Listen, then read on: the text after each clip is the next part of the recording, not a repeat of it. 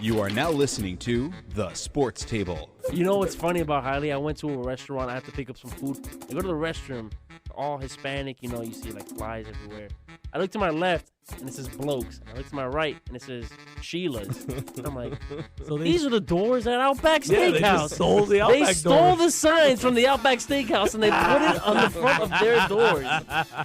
With Chris. I was hacked here at work on my Facebook, and a friend of mine posted a status of the closet is dark, I'm coming out. And everyone was like, it's about time. I have to change something about my personality. Bring my girlfriend as many places as I can. Theo Carlos. That First Take show, for the love of Jesus, man. That's like watching the Bravo channel, man. With Skiptora Bayless and Stefania A. Smith. Give me a freaking break, man. Housewives of Bristol. And watch those two little bitches bicker back and forth. Alan. I'm very curious because they present something completely different from the general politics amongst the big families. And I just don't know what to expect out of those two. Maybe we're taking over a dragon? What's that? And Theo George. No, yeah. No, for last night. Yeah. I mean, no, you know what? I'm going to go back to watching. I don't know what I'm watching. Toda la mierda que está ahí, ¿qué cosa hay? Because here, nothing is off the table. Can you imagine that conversation when they start nailing it in there? Yes. No, I want the explanation. Que lo que es un bloke. Yeah. Yeah. You know how many people? ¿Qué carajo estás, Chila?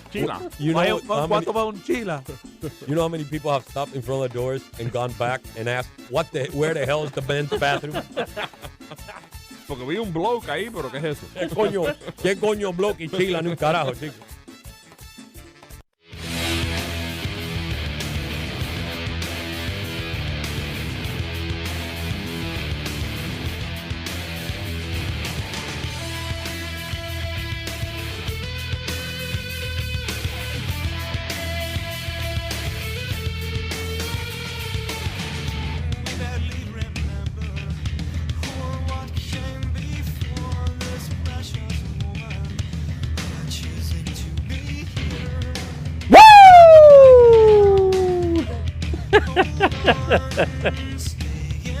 No George, but we still get flinches.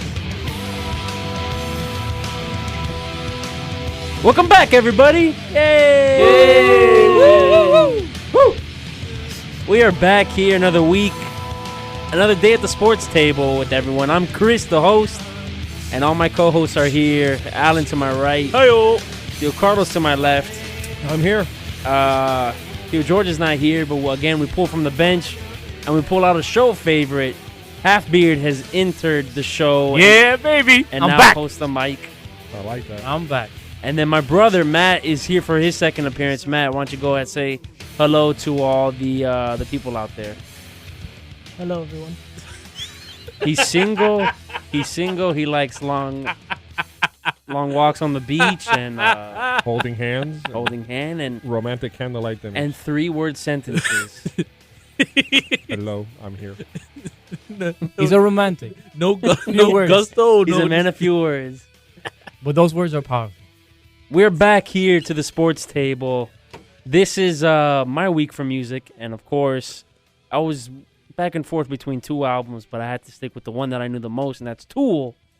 I love Tool. Have you guys, any of you heard of Tool? I know Yes. George did. I have. Never heard Cricket. Okay. I got nothing. Matthew's heard of Tool. Matthew, you wanna get on in this one? It's a music conversation. This is where I sit out, so I don't know anything. Most of the time. You don't want to get in? No. You want to roll over? There's a mic you can use. It's okay. He's scared of Halfbeard. He doesn't want to get too close. Halfbeard is very intimidating. I would be But- scared of me. But Tool is my show, actually not my show, my music that I pick for the show, and they are, how do you say, insane. All their music is not in 4/4.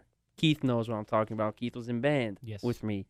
4/4 is the just normal up, down beat, regular syncopation, and all their music is in 6/8, which is, I know I'm losing a bunch of sports fans that are listening, but going a little bit of music theory, it's sort of like a wave where it's always offbeat. You never know when it's like you can rest and be assured that the measure's gonna start here. Yeah, the cadence is 1 2 3 1 2 3 1 2 3 Right. instead of 1 2 3 4. Right. So this is Tool, and that was the song Parabola. Parabola has a great lead, and it's called Parable.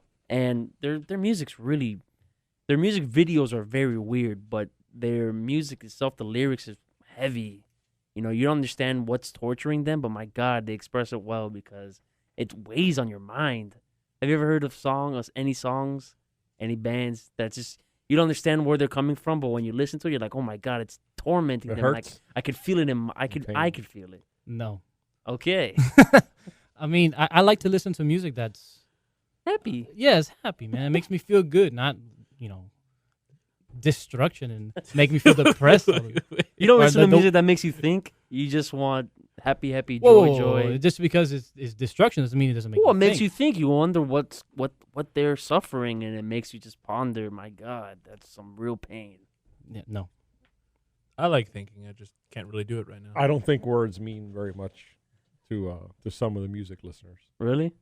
Well, that I makes like sense. words. I think words are important to me when, Oh, when yeah, I'm of listening course. to when I'm listening to music. I like to follow a storyline in my own head when I hear the song. Yeah. Whether I'm right or wrong is irrelevant to me. Well, for me personally, like you said earlier, that I come from a music background, but it's not with lyrics. It's actually with Music. actual symphonic classical music. Right. And when I listen to a song, I to be honest with you, I don't hear the lyrics. It's just words to me. But it's what means to me is more the harmonics, the melody, and the syncopation. Mm-hmm. And that's just how my weird mind works. Like for me, that's why I don't know. For me, rap is not really. Yeah, we've had this discussion. Yeah, back and yeah, forth, it's- that rap. You won't. I get just the don't technical understand stuff. it. Yeah, I just don't understand. I mean, I hear the melody and the syncopation, the beat, but the lyrics, what the message they're trying to say is like it's just over my head. Right. Well, it was between this or a rap album actually, so I guess I picked the right choice. Now, Alan is a little bit short of breath and he's short of mind today because Alan, what did you suffer today? I went to jury duty. And Congratulations. It was long and boring. Did you get picked? No, I'm sorry. because I had a shit face the whole time. Because they had us stand like we were on the panel and they had us there for like 45 minutes outside the room, and then they're just like, okay, go to lunch. We come back another like 30 minutes just standing, not involved. That's the process. Yeah. Man. No, I'm aware. No, and I respect the process, but standing, What kind of looking at a communist wall. are you? What kind of communist are you? A Like, do you Cuban. do you not A understand Cuban communist. that this is the way we do our No, our I system? understand fully. Does this mean I have to enjoy standing and looking at a wall? You don't like to sit in judgment of others? No. You don't like the thought process of having to think. No, I like thinking. I watch shows that make me think. It's the whole reason I got into Game of Thrones. Right. But it was just this long thing where no one was doing anything for so long.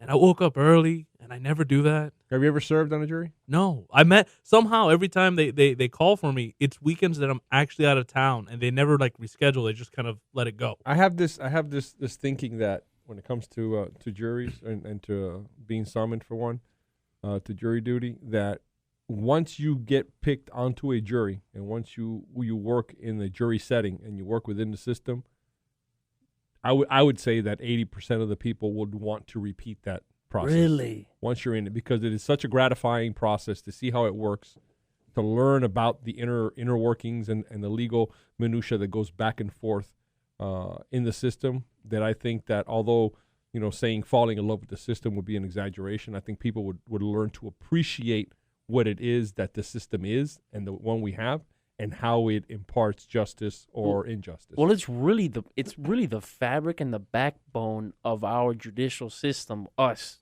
Yeah. we are Yeah. the peers. We are basically who decide what happens to a verdict.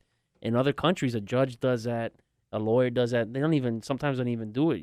They just react and and that's he it. said that and that's it. It really the jury system. I haven't been elected to a jury. I've been to several. I've been called several times. I've sat on 3 juries, and I've been foreman twice on the 3 juries. Wow. And that again, a very self-satisfying experience and a very edifying experience when you can sit there and listen and try to come to a decision, because it's not only you're getting information from both sides, and you got to internalize it, and you've got to make a decision. But then you've got to go into a different room and now deliberate, discuss, and have these sometimes very heated conversations with the ones that are your peers in jury duty, and come to a decision that's going to impact somebody's life. It's a real powerful moment. And I think, again, if somebody were to go through the process A to Z and be able to, be lucky enough to serve, I think that's where the appreciation of the system, and I think people would stop trying to get out of jury duty. The one story that I know that's been negative, I mean, I could appreciate that, being able and witnessing the system that we live for and people die for, and, what the Constitution upholds, all that. I can understand that. On the flip side, we know this guy, Willow. Have you guys ever heard Willow's foreman story? No. Okay, there was a teacher of mine back in high school, and he was the foreman, just like you, Theo, of a murder, and it was gang violence. One guy shot another guy, and they convicted him of murder. Okay, Willow's the foreman. He says, guilty, basically. 2 days later, after the whole trial's over, he gets a knock. 3:00 in the morning, and it's the police. And the police said, "Is everyone okay? Is everyone in the household? Yeah, what's going on?" Well, apparently one of the other jurors has been in a major car accident. And it's considered to be foul. Like, there was foul play involved. And we're just keeping track of everything, because apparently one of the heads of the gang, it was the Haitian gang that hangs out in Coral Gables. I don't know. I don't know off the top of my head what the name is, but there's a major Haitian gang that hangs out, around, because there's Coral Gables and then there's the ghetto around it. And the main Haitian gang that's around there, one of the head guys was in the actual courtroom when the verdict was being announced, and he saw who was on the jury. So they were basically, for 2 weeks, they had to have a cop car in front of Willow's house. You could ask him; he'll say it. You have to have basically patrol everywhere around. He wasn't allowed into Coral Gables for a year. They said you can't go to the Grove, you can't go to Sunset Place, nothing, not anywhere close, because they'll find you, basically. And that's sort of the flip side of why do you think all these people are being hidden with the Zimmerman case? They don't want to be a part of anything involving that, because all they're doing is they're doing their civil duty, and they could get targeted by people that didn't like what they came up with. Right, absolutely. I mean, we talked about it last week for a short time when we talked about, why we react the way we react, and it's basically, if we don't get the end result, as a community, as a group, as a people, that we're looking for from a particular high-profile case, we don't get that verdict or that result, then a small segment, and it's an extremely small segment of the population, that would react negatively or cause that kind of fear or that kind of threat to the system, because it's not just the person that they're threatening. You're killing a juror, or you're threatening to kill a juror. You're threatening the system, and we cannot afford to have that system threatened in this country. Right. It's the only system that works. It just seems to me. I mean, I talked to my mom about it, especially after the Zimmerman case. She said she would not want to be a part of that jury. She doesn't want any part involved in such a high-profile case where, people are going to riot based on your words. And She says she not only could she not handle that kind of pressure, even though the pressure of one person is already on, you being a juror, I should say, the rest of the country is watching, and it doesn't matter whether it's the right verdict or not. There are always going to be people that disagree with what absolutely. you say. You're gonna please half the people half the time, man. So at the end of the day, you're right. You come up with a verdict, and whether it's the right verdict or the wrong verdict, you're only gonna please half the group. Would you, being a part of a jury already, would you want to be a part of a major case like Casey Anthony or? Absolutely. Really? Absolutely. Look at that. I jump at it because it's something that I think it's. You're an attention hog. Yeah, maybe jury whore. Maybe, but I would definitely not be the first juror out to speak to the media. Okay, that's fair. Because I understand a little bit more of the marketing aspect. I'd be the last juror out, and I'd be the one they really want to talk to. You would be the one that writes the book. I'd be the one that waits and waits and waits, and about 6 or 8 months later, when nobody's thinking about it, make the big splash and grab all the headlines. Right. No, but I do think those are the cases that mold and the fabric of our country. The little cases stack up and build just for that one big case that you're going to have to pull all these, case study and case history and status from to be able to judge that one case that's gonna form or mold the country and other cases from here on out. So I think it's just a very, very important process that we as Americans need to embrace a little bit more. You hear that, Alan? You're defying what holds us as a fabric of society. That's fine. You scum. I am scum. That's fine. Listen, I'm with Alan here, man. I don't want to be a part. Earlier this year, I was part of the jury, and I mean, just probably based on my personality alone, they wouldn't pick me. But I wouldn't want to. That's the reason why I'm not. I mean, it's. I'm not trying to measure the two the same. That's why I don't want to be a doctor. I don't want to have someone's life in my hands. Like, I don't want to have that responsibility of saying, if I mess up, if I take the evidence and I miscue it in some way, and I imprison someone that's not guilty, or vice versa, which would be horrible. I would feel so much guilt that. So in that case, you can't complain about any verdict ever. It's the same reason why people that don't vote can't complain about don't have the right to vote. That you don't have the right to say say anything because you didn't participate. It's sort of the same issue. But it's also very similar to raising a family. Every decision that you make impacts that child's life, not for that year, but for the rest of their life. What they see at your home, how they see you handle yourself, your relationship with your spouse, how you attack your responsibilities versus your likes and wants.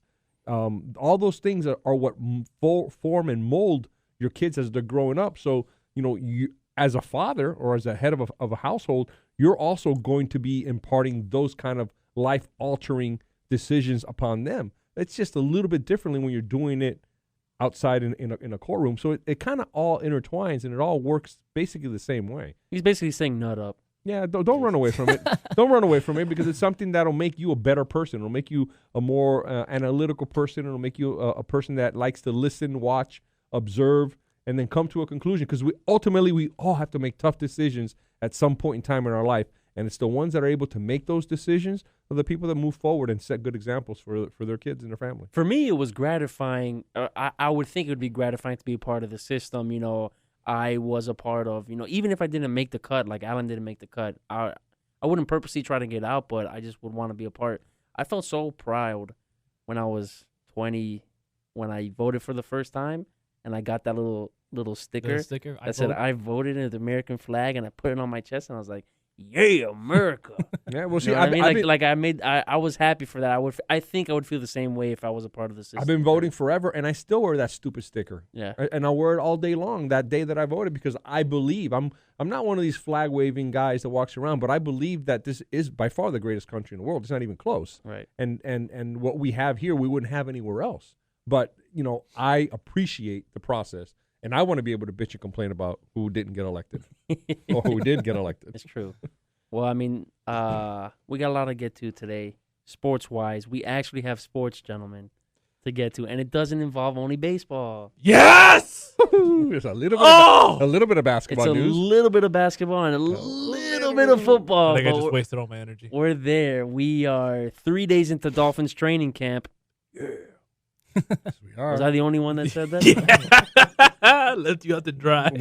More importantly, we're only a week and a half away from their first game. That I can get behind. Cowboy. Ryan Braun is in the news. I know we're going back to baseball, but Ryan Braun is in the news. He's a local guy from Miami, and he's all affected by Miami. He's A-Rod, just acting like a Miami guy. That's all. Well, we have that. We have, again, some Heat news. Mike Miller, he's signed with his old team. Yes. And he's not here. Greg Oden he had a 2-hour workout, and there are 4 or 5 different teams that were there to look at him. We have a lot to get to, so what we're going to do is we're going to go to break. We're going to come back and talk about Ryan Braun and the steroids and what we think, and is baseball ruined forever, and all that stuff. So don't go anywhere. We'll be right back. Oh.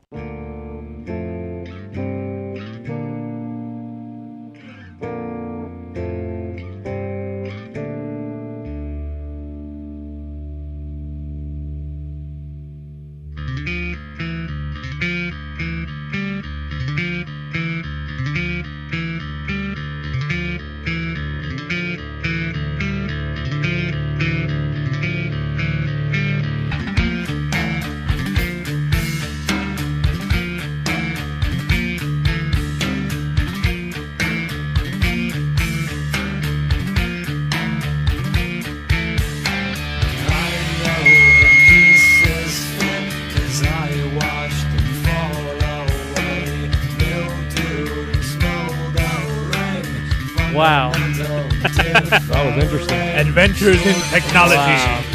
Hey, it's called growing pains. Yeah, we're all learning what to do More importantly, what not to do. and what not to do. I called it. I just want to point that out. You called it? I called it. Welcome back to the Sports Table, everybody. Everyone that's listening live on d4radio.com and YouTube and now on live stream. Go! Hey, everybody. Hello.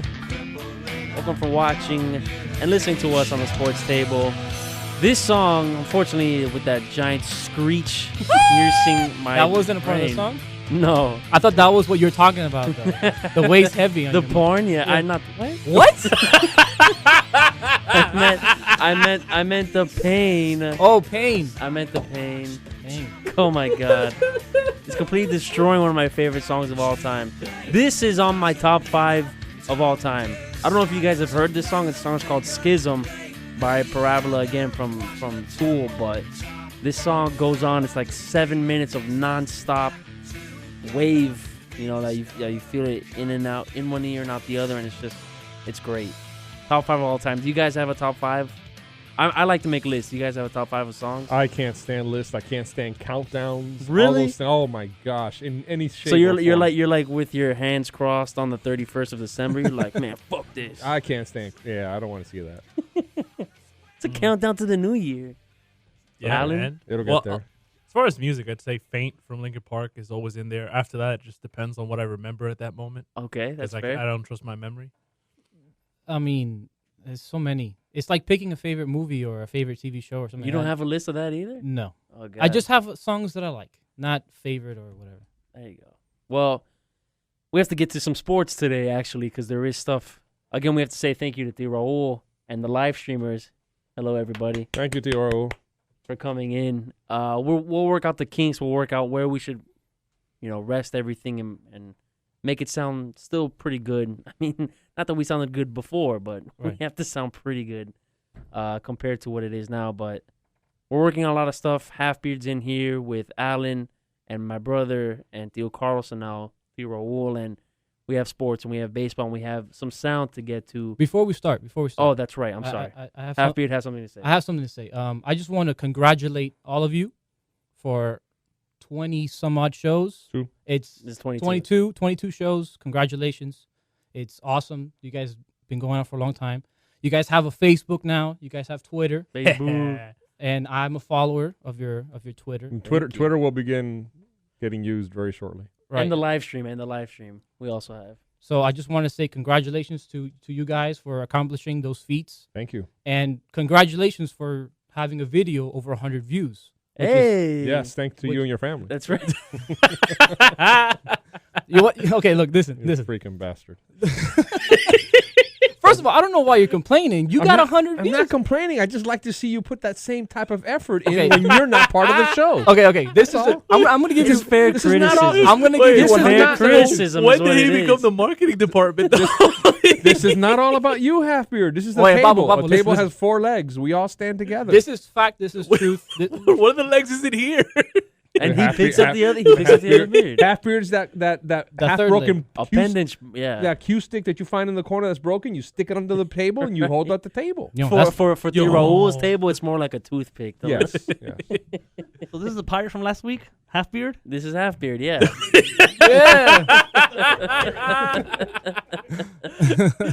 Okay, look, this is the truth.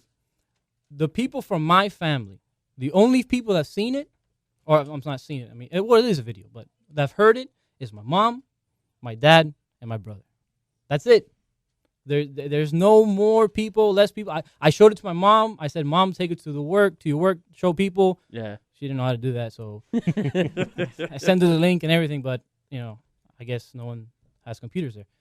But that's it. That's it. It's nothing from me. I mean, maybe five views for me. Just enjoying yourself. just enjoying myself and saying, "Ooh, that was funny," or whatever. Good job. Yeah, I'm like Chalmers patting my I'm back. just going to refrain from saying anything. No, howdy. Why No. not? Which by the way, I think you said it all when you said you were enjoying yourself. I'm not backing down from that statement. No, I wouldn't either if I was you. Which, by the way, 100 views. You know how many cats licking a tree get thousands of views? Millions Millions. of I know. views. I know. We have a very We have tall ladder to climb to get to Cap No, peeing on baby. And that's the one that got to 100. We have some other ones Yeah, that are in the netherworld. I have no idea what that is. I got you a pen and paper right here. So, yeah, we have some sports to get to today. I'm going to play some clips and some cuts. Hopefully no screeching sounds will pierce our ears, but we have Ryan Braun. This is funny to laugh at because this was Ryan Braun last year after the initial test was muffed, and the guy that was handling his urine messed it up, and Ryan Braun was exonerated. It did not count against him, and he had a press conference in the middle of the Brewers ballpark with all his Brewers teammates and Brewers fans and Brewers family, and he basically says, I'm clean. Well, you'll hear it. Here it is. I want to take a moment to especially thank the fans, all the fans who have supported me, as well as the fans who withheld judgment as I respected the confidentiality of this case. You know, as I previously stated, this is without a doubt the biggest challenge I've ever faced in my life, and it's made it that much more challenging that I've had to deal with it publicly. But I truly view this challenge as an opportunity, just as I viewed every other challenge I've faced in my life as an opportunity. I've tried to respect this process, even though the confidentiality of the process was breached early on. I've tried to handle the entire situation with honor, with integrity, with class, with dignity, and with professionalism, because that's who I am, and that's how I've always lived my life. With honor, with dignity, with integrity, respect. Come mierda. He almost said that with sincerity. I mean, I it think he was fooled. believable. It was very believable. It was very believable. And you look back at it now, and you just laugh. There are more cuts. Let's go to another cut of Ryan Braun making an ass of himself. If I had done this intentionally or unintentionally, I'd be the first one to step up and say, I did it. By no means am I perfect, but if I've ever made any mistakes in my life, I've taken responsibility for my actions. I truly believe in my heart, and I would bet my life that this substance never entered my body Bet at my any life. point. I've always had tremendous respect for the game of baseball, and part of the reason that I've kept quiet throughout the course of this ordeal, and part of the reason why I won't be allowed to get into all of the details today, is to put the best interest of the game ahead of the best interest of myself. Best interest of the game. You know how pissed off the game is at him today? His own. I mean, Kemp from the Dodgers. Matt Kemp. He made a comment that that he trusted him. They had a conversation about this, and he told him to his face that this wasn't him, that it wasn't what he was about, and that he's clean and so on and so forth. And how many conversations like that has Ryan Braun had in the last 12 months? Where he's lied to people. He lied to his owner. He lied to his agent. He lied to all these other individuals, players and colleagues of his on and off his team throughout the league. Not to mention the fans and how the fans have taken this. Right. I mean, Kurt Schilling was ripping him on Baseball Tonight the other day. The thing that separates him from other steroid takers, I mean, they all lied. They all said, yeah, we didn't take it until they were found out, and they said, yeah, we took it, but it was just because I was injured or whatever. Right. This guy got away with it and then made everyone that thought he did it, made him feel stupid for thinking that he did it. I mean, he's saying flat out, I didn't do it. Let's go to another cut of Ryan Braun. I mean, I got a million of them. There were a lot of times when I wanted to come out and tell the entire story, attack everybody, as I've been attacked, as my name's been dragged through the mud, as everything I've ever worked for in my entire life has been called into question. There were a lot of times I wanted to come out, tell the entire story, but at the end of the day, I recognized what's actually best for the game of baseball, and I put that ahead of what was actually best for myself. You hear that, though? Like, he goes out and he said he wants to attack people that attacked him when they were basically saying, you did it, and he did do it, and he got away. And he basically, I mean, when you get away with something, like let's say you cheat in class or, you blame something, like you do something wrong and your mom catches you, do you ever make your mom feel bad? I told you I didn't do it. You're stupid for making me do that or thinking that I would do that. And then she comes back, and you know how much harder she's going to come in with that chancleta? Oh, yeah. Yeah, absolutely. Oh, yeah. That sounds like something I didn't deal with. That sounds like my brother problem. Oh, really? Yeah. I mean, Ryan Braun, he's a Miami guy. He went to UM. He's involved with stuff down here, and look at all this garbage that he has fallen on him. Basically, you said a very good point there. That's a very Miami thing to do. It is. It's a very Miami thing. And we'll get into what a Miami thing to do is after another clip. I have always stood up for what is right. Today's about everybody who's ever been wrongly accused and everybody who's ever had to stand up for what is actually right. Today is not just about me. It's not just about one player. It's about all players. It's about all current players, all future players, and everybody who plays the game of baseball. It's not right. This man stands for justice. Let me ask you a question. Why is it that baseball feels so sacred that everyone in it talks about this like if they're protecting this holy place? I don't get that from any other sports, and I feel like baseball, even in lower levels. You mean from the players? From the player, from everyone involved. It just feels like it's like this holy thing. Well, isn't it because it's so old? It's America's pastime, Yeah. quote unquote. Even though it's not anymore, but No. Sport number 3 as far as I'm concerned. Just And the- in my case, I'd real say it's like close. 8. It's real close to dropping behind basketball too. right after backgammon for you, Alan. That's Baseball. only because you can yell out shuttlecock because it's funny to say. Last clip. I will continue to take the high road because that's who I am, and that's the way that I've lived my life. We won because the truth is on my side. The truth is always relevant, and at the end of the day, the truth prevailed. As players, we're held to a standard of 100% perfection regarding the program, and everybody else associated with that program should be held to the same standard. You We're got a part fired, of the process buddy. where you're 100% guilty until proven innocent. It's opposite of the American judicial system. This is not an innocent until proven guilty situation. So if we're held to that standard, it's only fair that everybody else is held to that exact same standard. With what's at stake, this is my livelihood, this is my integrity, this is my character, this is everything I've ever worked for in my life being called into question. We need to make sure that we get it right. He got that guy fired, by the way. The Well- one that was handling. Yeah, that guy's done. Well, here's the urine thing. guy? That guy Yeah, got he got fired fired. for P guy. not actually doing his job. He Right. messed up his job. Right. It wasn't anything to do with the pee in the actual cup. It's the he messed up. It just becomes a bigger story because he messed up what would have been a positive test, and then that becomes indismissible because he screwed it up. So he got fired. It's his own damn fault. He messed up. But it's just this constant integrity bull. Like, wow. Well, baseball's always had that. Yeah, Baseball's always had that air. I mean, Bob Costas and those guys always talking No about one gets the integrity of the unanimous Hall of Fame thing because Right. if Ruth didn't get it, no one gets it.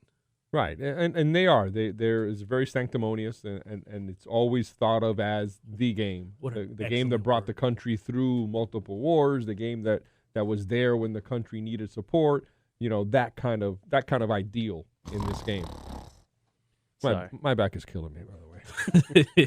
Sorry. Because you can't lean back? Or? No, it's just killing me. It's been killing me Oh, for overall? more than a year, but it's Maybe getting, you should take some HGH. It's getting worse. I'm trying to get this. It's just so damn expensive. Yeah, I mean, yeah, we know a bunch of guys. There's just a bunch of clinics everywhere down here. In Oh, I South can get Florida. it. That's not, Yeah, we're in and Miami. that's the I other can thing get a hold of that. that's weird is we still are acting like it's an illegal thing they're taking. That it's steroids with all the side effects we know are negative. HGH is basically what everybody's taking now, and while they've legislated it as illegal, we can all go to these rejuvenation clinics and get it if we had the money, Yes. and no one's firing us for getting it. But why? I can't understand why all right.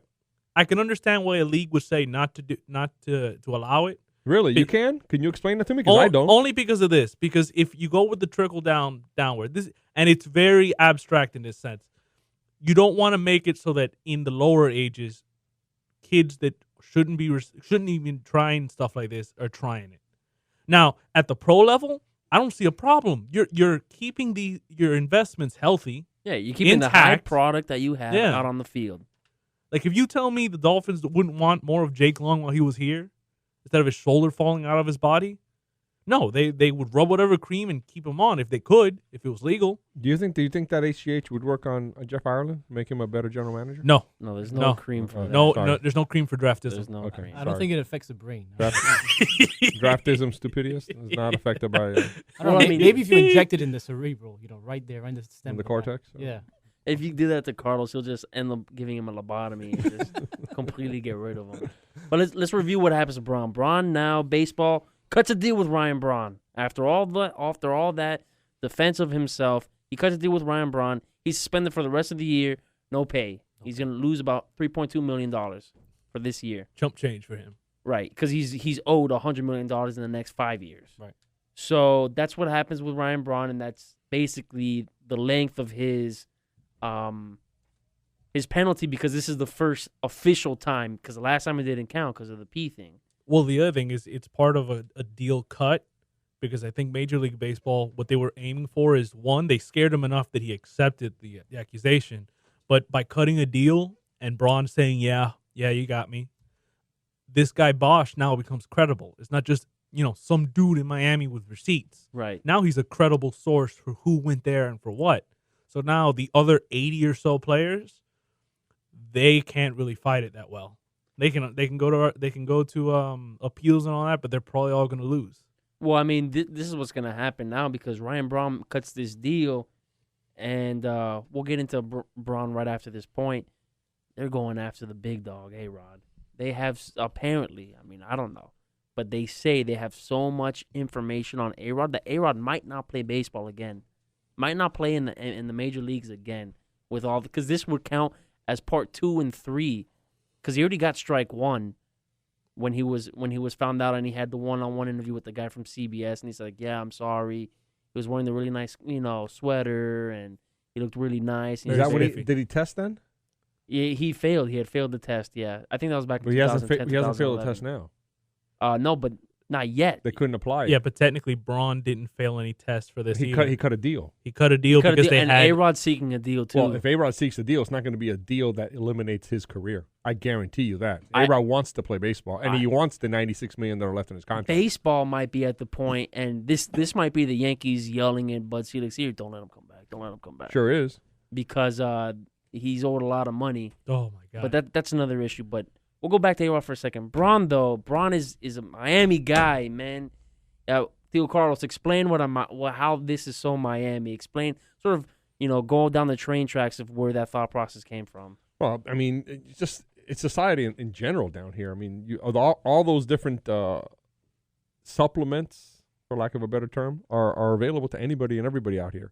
But the thought process of going through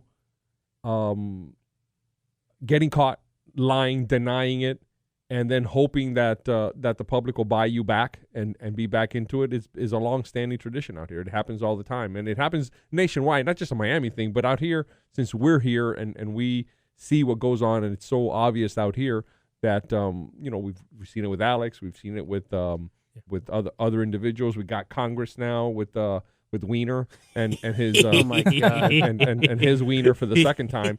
So now we're dealing with that, and it just seems that everybody thinks that it's okay to do these things and just apologize. It's like that old adage that says, I think it goes something like, it's better to apologize than to ask for permission. And that's what it is, man. They're doing what they want to do. They're saying what they want to say. Then they'll come back with an apology tweet or an apology statement, and they won't face the music, and they expect it to be okay. And it will continue to be okay until we, the public, the people that are paying their salaries, basically, hold them accountable. But that's not going to happen, because we, the public, love to see 500-yard home runs. Absolutely. And we like to see, people throw 100 miles an hour How- and always be on How the field. far did you say that home run was? 500 yards. 500. I would love to see that. Whew. It's a long home That'll run. happen. I love to see That'll happen. linebackers that are 6'5", 270 run a 4.2. I love that. I'd love to see LeBron James. What do you think about LeBron No, James? that was not. What do you think about LeBron I did not. I did not. I'll add to attempt it. I would love tie to see those LeBron two. James get even bigger. I do not want to intimate that I'm As long trying to as he tie stays in those two Miami. together. Yes, LeBron yes, is yeah, clean. Right. None of that Windhorse nonsense or L.A. Well, Ryan Braun has a lot of stuff that he's got to deal with because, like you said, Matt Kemp came out, said a bunch of stuff. How about his buddy from the Cheeseheads? Don't get there because that's my CM of the week. That's my CM of the week. Sorry. Really? Well, let it roll. Let it roll. We'll get there for a second. But Ryan Braun, baseball's upset. Busteroni, like you said, the pitcher that's on ESPN, what's his name? Kurt Schilling. Kurt Schilling Took ripped him him. to task Ripped hard, man. Because again, when you go out of your way to lie to these individuals when they have you. You go out of your way to look for that interview, because it wasn't so necessarily that Curt Schilling went out to look for that interview. Ryan Braun wanted to speak to Curt Schilling, wanted to get on Baseball Tonight, wanted to express his opinion, to have somebody who's got credibility step up and say, well, I spoke to Ryan Braun, and he says he's clean based on X, Y, and Z. To make someone like that, who then champions your point for so long, make him look like a fool, that hurts, man. Make him look like a dummy. Yeah, like a dumbass. And all of a sudden, now he's upset, and he's going to go after Ryan Braun. I don't think Ryan Braun can take a pitch from now on without getting criticized. I mean, it's all his teammates, the same thing. They say we're happy that he finally got to, get it off his chest and all that stuff, but they all got to be pissed off. Melky Cabrera for the San Francisco Giants last year, he was suspended for the rest of the season. And did they win the World Series? I don't even know who won the World Series. Wasn't it the Giants? The Giants. Yeah, they ended up winning the World Series without him. Yeah, but and listen to the most severe repercussions for him. He ended up going as a free agent and signing a multi-$100 million deal. Yeah, this is what happens. That there is no reason to not do this, because what, 65 game suspension? The risk, the risk is messing up one season while getting your contract. What's the rest of his contract worth? Over $100 million. He's gonna get that. That's if he doesn't do it again. There is no disincentive to this. No, even if he does it again, he gets his contract. There is no. He will not get paid. He won't get banned for baseball if he does it for a third time. Right, a third time. But now, if he does it again, he's suspended for 100 games. Right. Okay, so it's 100 games that he doesn't get paid for, but the $100 million contract's still there. Right. And that's what bothers me. There is no disincentive to this. If you say you get caught and your contract is void and you'll have to renegotiate another contract next year, that's a different story. That's also, I don't understand that sort of concept. I get competition and I get people wanting to take this stuff to reach that level, to compete with Ryan Braun and Ryan Howard and Ryan Howard, really? That's all you had? I was just saying Ryan. It's been a while since I've watched baseball. So why don't you say your boy Ryan for that matter? It's all the same. You know what I'm talking about. The guys that are at the bottom that are trying to get in the minors, trying to get into the major leagues. To try to compete with Miguel Cabrera, yes. If you're at the top, though, if you are Alex Rodriguez or any of these guys that take this stuff in order to further what you already have, I don't get that. You already have the money. Well, he already has a $100 million contract. Why take it and risk it? Well, again, and from the beginning, I mean, A-Rod, he was playing at Westminster. They already knew at that point that he was going to be a star. When he started with Seattle, they knew that he was a five-tool player, one of the few five-tool players to walk into the league. Oh, he was awesome to play in Ken Griffey Jr. baseball in 64. I loved it. So all of a sudden, you're looking at a guy who is the best player in baseball his second year in the league. And all of a sudden, he decides to start doing these kind of things. For what? Barry Bonds was an all-star anyway, regardless. He may not have hit 73, but he was going to hit 40 to 45 every year. He was a Hall of Fame top 20 player ever. But anyway. Does age have to do with it? Like the older you get, the more bumps and bruises you get, so you have to take something else. You figure out something, but that wasn't the case with A-Rod. He started this in his early 20s. Yeah. Same thing with Bonds. I think the way that I understand it, Bonds started taking this stuff because he saw McGuire and Sosa get all the glory. All the pub and glory. And he didn't like being left out of that. Right. And he knew that he was better than they were, and he knew that if he took it, he'd be better than they were, because now it levels out the playing field and talent takes over. Ooh. And that's what happened. So, you got McGuire, who was going to hit 35 to 40 every year, Canseco, who was going to hit 35 to 40 every year, and Sosa, who was going to hit 30 to 35 every year. The Sosa gained almost 100 pounds, man. Remember, when he was a shortstop, he was a small little guy. Right. That's what happens. They see these numbers. They want to be part of it. They get there, and then they want more. But I get that through the first wave. Through the first wave, when there's no rules, it's sort of like the Wild West. Canseco hasn't come out yet and written a book on you. There hasn't been Congress getting involved with anything that you're doing. Now this is all post stuff. This is when baseball's supposed to be clean. Testing is done, weekly or whatever it is. Why risk it? You already got the contract. Yeah, but what are you really risking? You're risking the money. You're risking some games that could very well get you another contract, and you're dealing with the sport that's probably the least educated and most isolated amongst all sports. If they were serious, Chris, Melky Cabrera would have got a $2 million contract. Yeah. A 1 year, $2 million, or a 2 year, $4 million contract. They're not serious about this. They being the owners? They being the owners. If they were serious, they would have said you were caught, or the league would implement. If you're caught and you're going into your free agency year, you can only sign a 1-year, max $2 million contract. They're going to have to write these things out specifically to control what's happening. If you get caught, your contract is void at the end of the year. You have to re-sign a new contract. And then the players will understand, wait a minute, I'm going to make $16 million this year. That means the next year I'm going to have league minimum for 1 year before I can get a new contract. Hey, that's going to work. That will stop this nonsense. But how serious are they about stopping this? You know what? That'll never happen because the players association, the union, they are the strongest union in all of major sports. Sure. There's no way. At this point, it's all a show.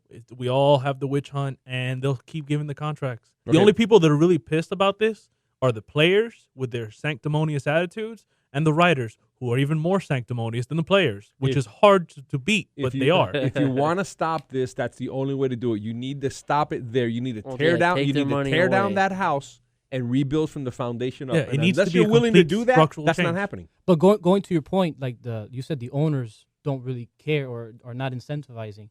But the thing is, if they do that, will they be costing themselves money? Because what they have in their players is a show. People come out, the fans come out to see them hit 500 yards. So could that be a reason? It'll happen. I'm going to your point. Like they are hitting. It'll happen. No, you're absolutely right. If the owners go out and all of a sudden they suspend, players of Miguel Cabrera's ilk, or Chris Davis gets caught because now he's one of the ones that's using, and you continue to eliminate these kind of players. Now you're putting in Punch and Judy hitters that are hitting 274. Yeah, absolutely, that's going to cost them. But somebody is going to have to step up and say, we either are going to embrace this and go with it, or we're going to step back and say, no more. Baseball will not have steroids and will not have HGH or any other performance-enhancing drug as part of its game, because we are serious about eliminating it, even if it means the destruction of the game. Because ultimately, those drugs are going to destroy the game anyway. So you say take away their money. Matt Kemp, they asked him, do you want the MVP? Because he was runner-up to Ryan Braun in 2011. And he says, it's not really up to me, but yeah, I feel cheated, is what he was essentially saying. Do you take away Ryan Braun accolades? Do you take away the records that people that have been known, not alleged, known to take steroids, have been prosecuted and all that stuff? Do you take away their records? If they've tested positive, then you Ryan Braun, would you take away his MVP? I would eliminate that from the record books. As I would asterisk it and eliminate it. Ryan Braun won the MVP, but he was caught using performance-enhancing drugs, and thus has been stripped of his. Because Olympics take away medals. Oh yeah, and Lance Armstrong doesn't exist in the racing world. Correct. He's completely, he doesn't exist. But that's the hypocrisy of baseball. They want to have their cake and they want to eat it too. You can't have both, man. You can't say that Mark McGwire holds the home run record at 73 if you know that he used. Barry Bonds, and you know he used. You can't say that 70 is the second mark and that Sosa has the other one, and that Roger Maris, who you know didn't, at 61 is not even mentioned in the conversation. And it's not fair then for someone to say, well, the real record is 61. No, it's not.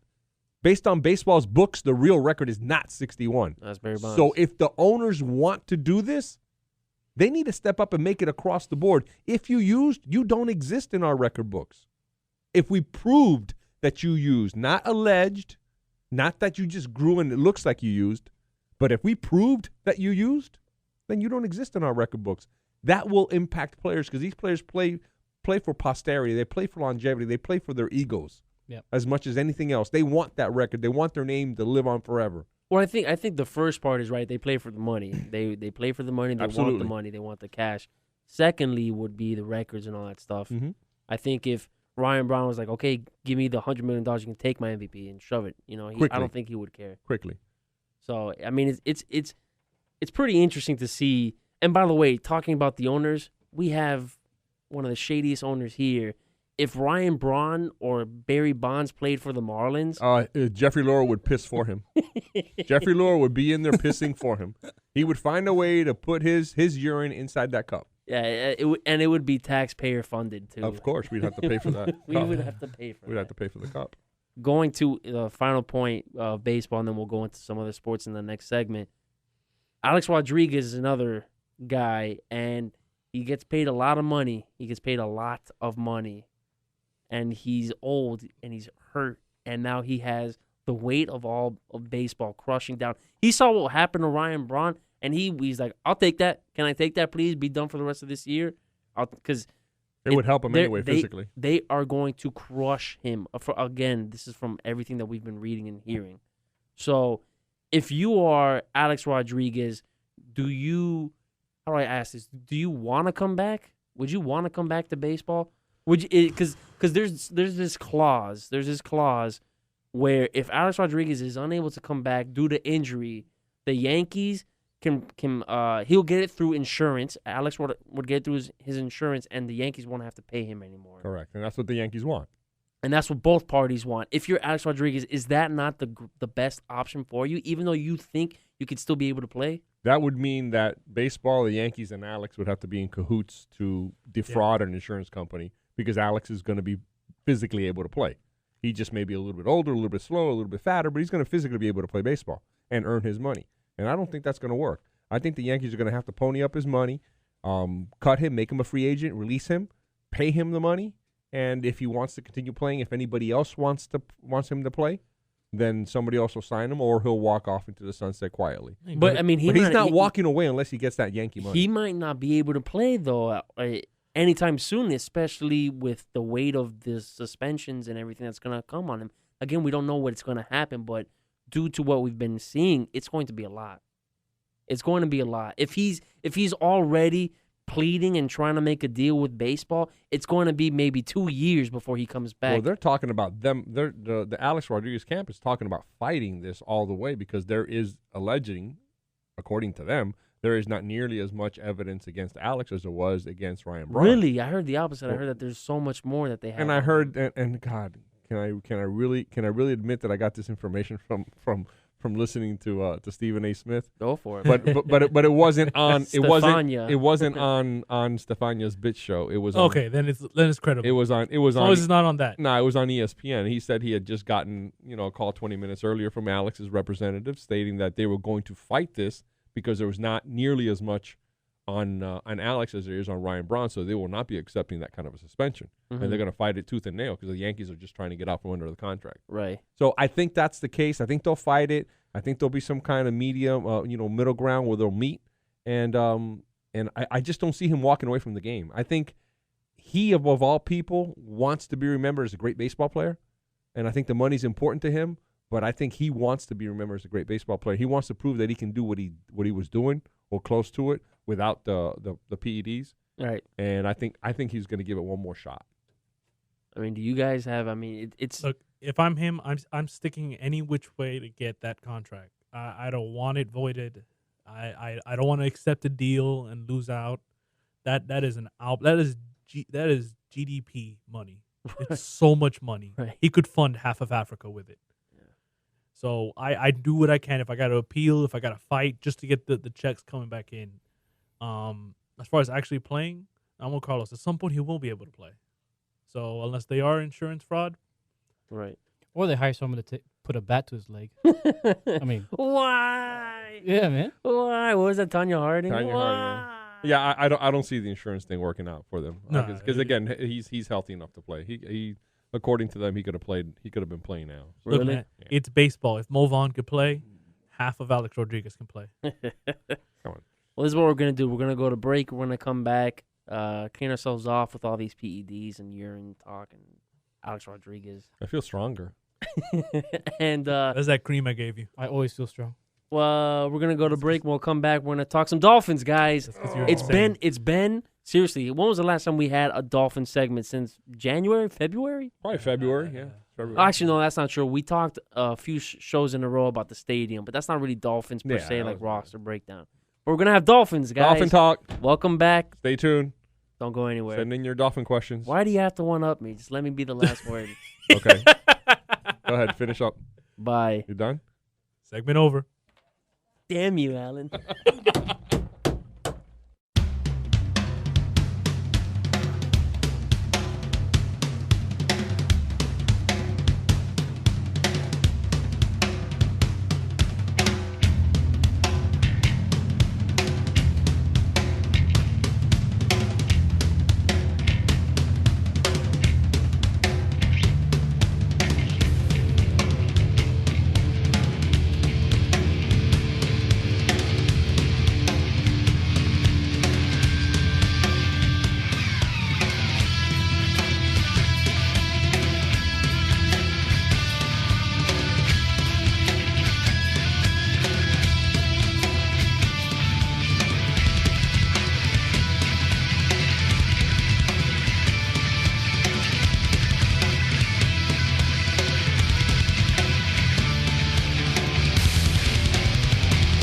Longest intro ever.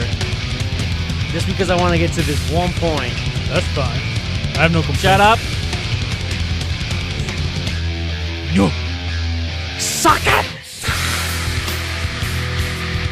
Great song. Now you can talk. He's a lyrical genius. This I song, feel like DX did this trick before. who? DX. DMX? DX. Who's Diaz? DX. You never watched any pro wrestling, bro? No. Sorry. DX. Wait, I saw pro wrestling. Of course I did. Yeah, back when Triple H and Shawn Michaels were running around in neon green and black. I don't remember DX. Remember though. the chop crotch? That was Suck It. Yes. They had China. Oh, okay. I thought that was Goldberg that did God, that. I feel. No.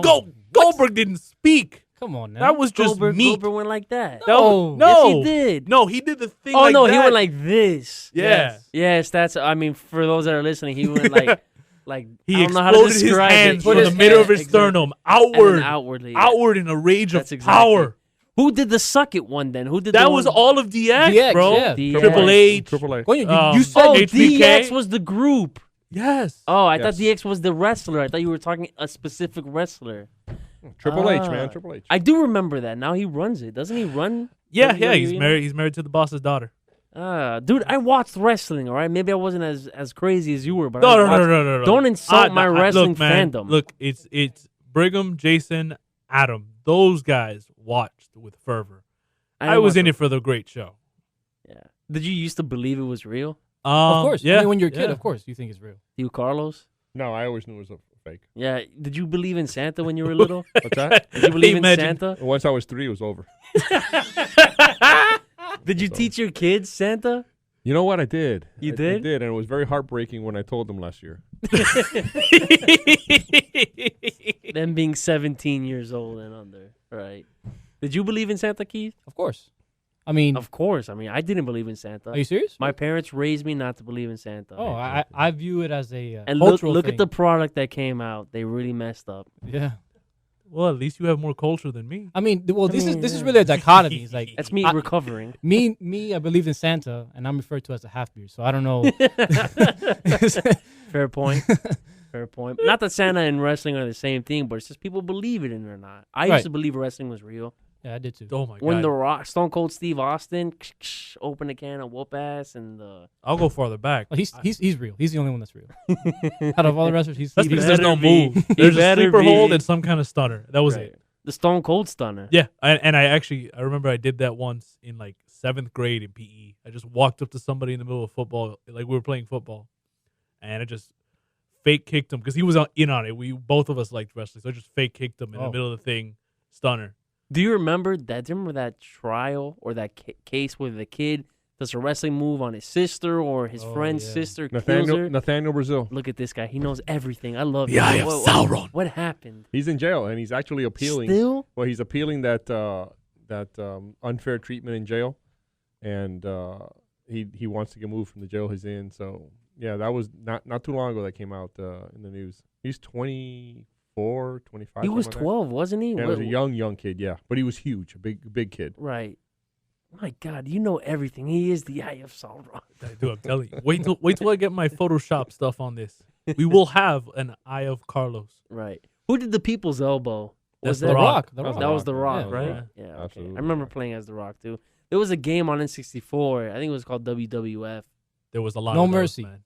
No Mercy was probably the No best Mercy. one. No The Mercy, the yeah. THQ games. I And then love there that was, game. I think, who was the other company that did them? There was 2 games. There was one that's real simple to play and another one that involved combos. That was horrible. Light. Who needs light? Yeah, we're a radio show.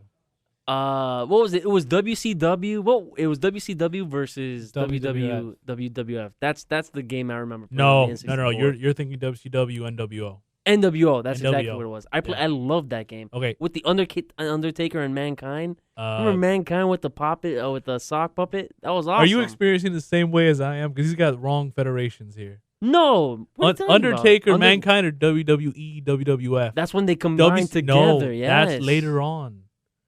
In the They- video game, they were No. there. Yes, of No, course they they were did. not. That was the only time I played I with have them. all those games and I'm old. And I was there. WCW versus yeah. the You're NWO. thinking with Hulk Hogan No, I'm not. and Nash and no, Scott I'm Hall. not. No, I'm not. I'm Okay, I'm talking if it about has The Rock. Undertaker, it's not WCW, NWO. Then what was it then? It was It was- WCW. It was either WWF. WWE or WWF WrestleMania or No Mercy. I think it was later No games. Mercy. Yeah. Maybe it was. Either way, don't How dare question you? it. How dare you? Don't question You it. step into my girlfriend. nerd realm and think you can win? I didn't know. Your nerd realm reeks Ha. of like Cheeto Puffs. No, I don't and, eat Cheeto Puffs, man. Mountain Dew. No, I don't have Mountain Dew either. Vanilla Coke. Vanilla Coke guy. Vanilla Coke. By the way, I don't drink any soft drinks, so any Coke would have been enough for me. My girlfriend bought cherry Coke. Ugh. Oh, that's my favorite. Really? That's my favorite. Oh, God, yeah. Matthew, if you're not in front of a mic, we can't hear you. They could hear it on the live stream, which, again, we're mobile now, so T. Raul can look around and get us close up and crotch shots and all that stuff. Yeah, he was getting a little bored with So- the still I know. camera. When I saw him playing on the wall and texting and everything, I was like, oh my God, it's George, except he's not on the mic. Even though he contributes just enough. Which, by the way, let's pause for a second and let's ream into Jorge for a little bit. I think since you're the Bro, one I'm that spoke to tired. him and took the call, I think you need to express to tired. everybody George's reasoning. The man's For not keeping being- How me many down. times has George missed the show? I'm This is tired. show 22. He's missed 12? No, maybe not 12. 12. Maybe Okay. like 9. 9 to 10, He's missed a good chunk about of 42% of the shows. Maybe, yeah. Wow. He's missed a lot of shows. For reasons, he's in Haiti. I get it. He's tired. I get it. Today, he called me. Not in Haiti, Not in Haiti. not tired. Not tired. Well, I mean, I guess he's tired. No, he's always tired. Right.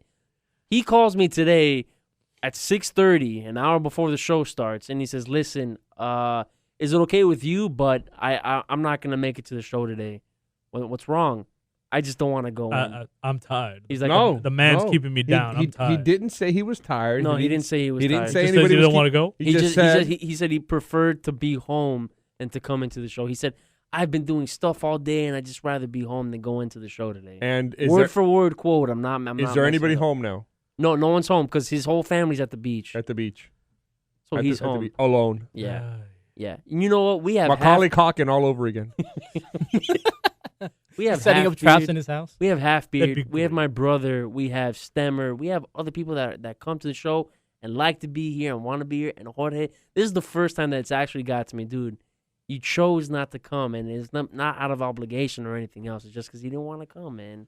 That hurts. We have to. There has to be repercussions to this. I think they're happening. This has to be Ryan Braun and the steroids, and we have to suspend him. You're or- docking him pay. No, hey, do let- so- yeah, let- yeah. let's start the next. He's got to go out and buy a Jets hat and wear it to the studio. That's would- cruel. I would- No, I would- that's that's cruel. my worst No, I enemy. can't accept. That's That's horrible. His next my appearance. worst enemy. I was gonna say let's just next segment. We'll all in on it. We'll just talk happy about Dwight Howard and, No, just, he- and but not he- even pay him but attention. but Just that's keep torture to us. It's got to be when he's Going. No, here. but Like, yeah, I don't well, that's wanna what I'm do saying. that. When the next time he's here, We'll talk We'll talk- Howard, Zimmerman, and what else? Something else. we'll find a bunch of. You know what we can talk? We can talk about the Jets. But that's torture for upcoming us. season. I don't want No, but that. it's a prank, and we'll do it with a smile Well, on our it's not face. much of a prank It's so anymore. funny. Ha, ha, ha, ha. I'm punching myself. I don't want to do that. I would much more enjoy watching him walk in here with a Jets hat. But first of all, he won't come. He'll just be like, fine, I just won't That'll show. be the end of George on this And show. that's cruel and unusual punishment. I mean, he missed the show. It pissed me off why he did, but damn, a Jets hat? That's gotta like burn the skin when you put it on, you know. Wait, his head's already scarred, man. You're gonna make it worse. It's like that iron mask that they put on G.I. Joe on that guy. Destro. Oh, I thought the Iron Mask wasn't that with Leonardo Leonardo DiCaprio? DiCaprio? You're thinking of the No, movie that The was Iron real- Mask. That was the real Iron Mask, but it wasn't on fire. It wasn't burning. This one would hurt. The one that's kind of scolding and would Wait, adhere to Does your anybody skin. have the little muscle twitch thing? Maybe we can make him do a show with that. I have one Oh, of those does the little machines. stimulant? Yeah, muscle yeah, and it stimulant? just randomly turn it on him. Just All we have to do is just turn off the TVs and he'll be fine. Like that'll be torture for him with his ADD. no, He because wouldn't even then focus. he's gonna jump into the show and just stampede over whatever we're talking about. Thanks. I say you just pick up the phone and call him. You know what? I don't think he deserves to be on the show today. I think we've talked enough about George today. No, seriously. I mean, we got people that want to come onto the show and he People that want chooses to not listen go. to the show. Do you think he's listening? Do you think he's live streaming us? He's never heard a second of us. As soon as he walks out of here, he forgets about it. He pulls up to the show and he goes, "Oh, sports table, okay." That's his preparation. That's all he talks about. I mean, what happened?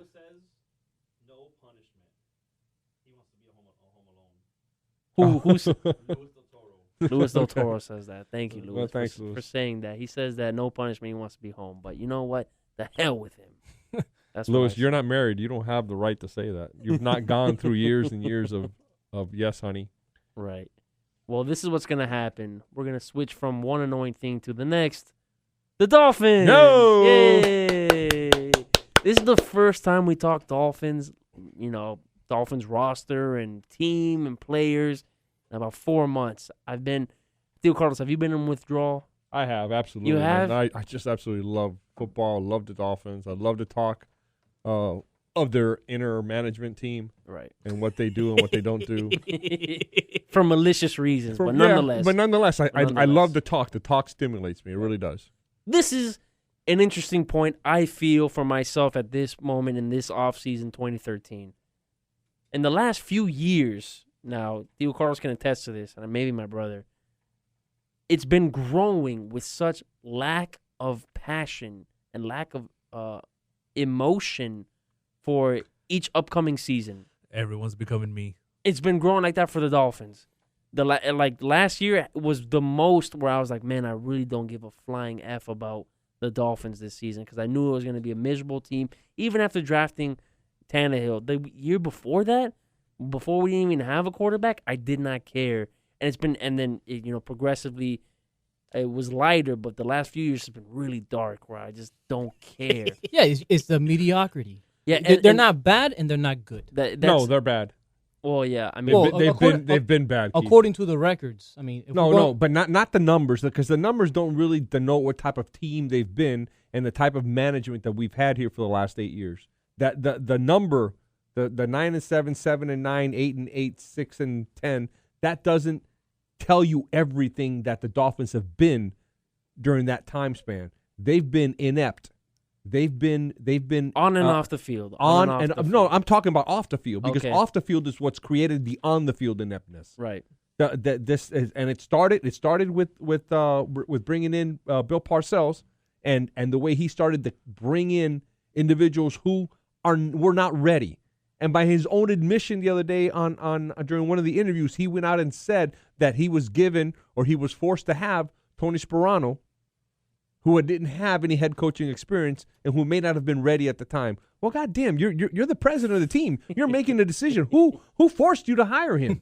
Who forced you to bring those people over from Dallas? You weren't very successful in Dallas to begin with. Why the hell would you transfer that group of people over here?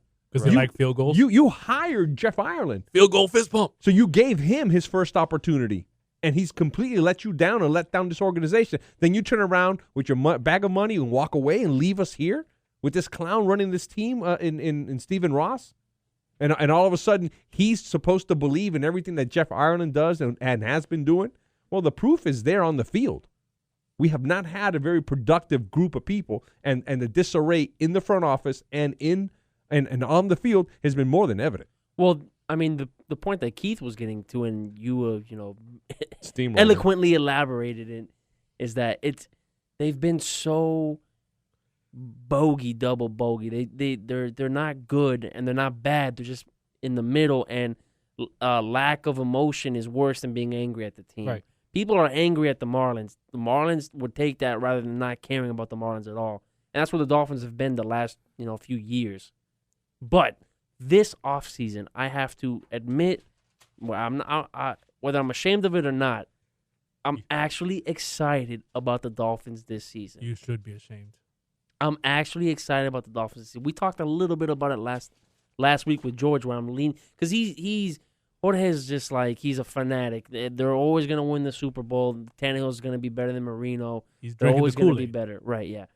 I'm not there. I'm leaning towards the positive side instead of weighing the negative side. Because I've been negative the whole time. Tannehill's inaccurate. They have no weapons. The coaches don't know what they're doing, blah, blah, blah, whatever. This offseason, with the new symbol and the new, weapons that they brought in, I like the new symbol. I like the new symbol. Have you seen it? Have you seen it on the players? It looks sleek. It looks really nice. I don't like it. It's for me, the symbol's too long, man. It's from like the forehead to the back of the head. It's like, why do that? Well, I mean, the other helmet had a helmet on it. It's stupid. Oh, I'm not disagreeing with you. I mean, modernize it, yes, but when you such a long design. I mean, okay, for you, you might like it. That's your preference. Right. I don't like it. It's my preference. That's all I'm saying. This offseason, I'm excited. This offseason, I'm actually looking forward to one because I don't have to work for the Dolphins doing the broadcast. So I'll actually be able to watch the game with you guys. It's going to be fantastic. Eat, drink, and watch. It's going to be. The It's going to text be. that we're going to get from Carlos during fantasy football. Well, fantasy football. That's another story. We'll get to fantasy football in the next couple of weeks. But this offseason, I'm actually going to enjoy watching a game. This is going to be the 4th year. I've been working for 4 years. This will actually be the first time since I've worked here that I'm going to enjoy the Dolphin regular season. You better hope they're not playing a good team. Well, let's talk about playing a good team. Well, but first of all, before we get that, I feel this way. Do you guys feel that way? Do you guys feel some sort of positive energy for this team going into the season? Listen, the Patriots are down. The Jets suck. The Bills suck. You know what I mean? There's not that many good teams in the AFC. The Dolphins have weapons, quote unquote. Tannehill's a quarterback, quote unquote. Are you guys not excited? Addition by subtraction. You know, I like the team. I think they're going in the right direction. I'm still a little skeptical with the Deion Jordan pick. You know, I don't want my first round draft pick that I jumped multiple spots up to get to be on the sideline during minicamp and kind of doing just one-on-ones in street clothes basically. That concerns me a little bit. But let's hope he comes back and he's as strong and as good as they say he is. It's day 3 of Yeah, it's very, very early. If he can be what they think he could be, then I think that's going to be a very good defense. That front seven is going to be very good. If he's half the player that they believe he can be, that's going to be a very, very strong and potent front seven. Is that the ice cream guy? What are you talking about? Ice cream guy? Ice cream guy? Yeah. This is a story that I heard that Deion Jordan, is that his name? Yep. Yeah. That I think I heard this too. he was working. Like before his contract got signed, that he was working as an ice cream guy, like in the trucks and everything. Oh, really? Wow. Yeah. Yeah, because he had no money. And that he didn't fit in the trucks. You see the he's other- massive.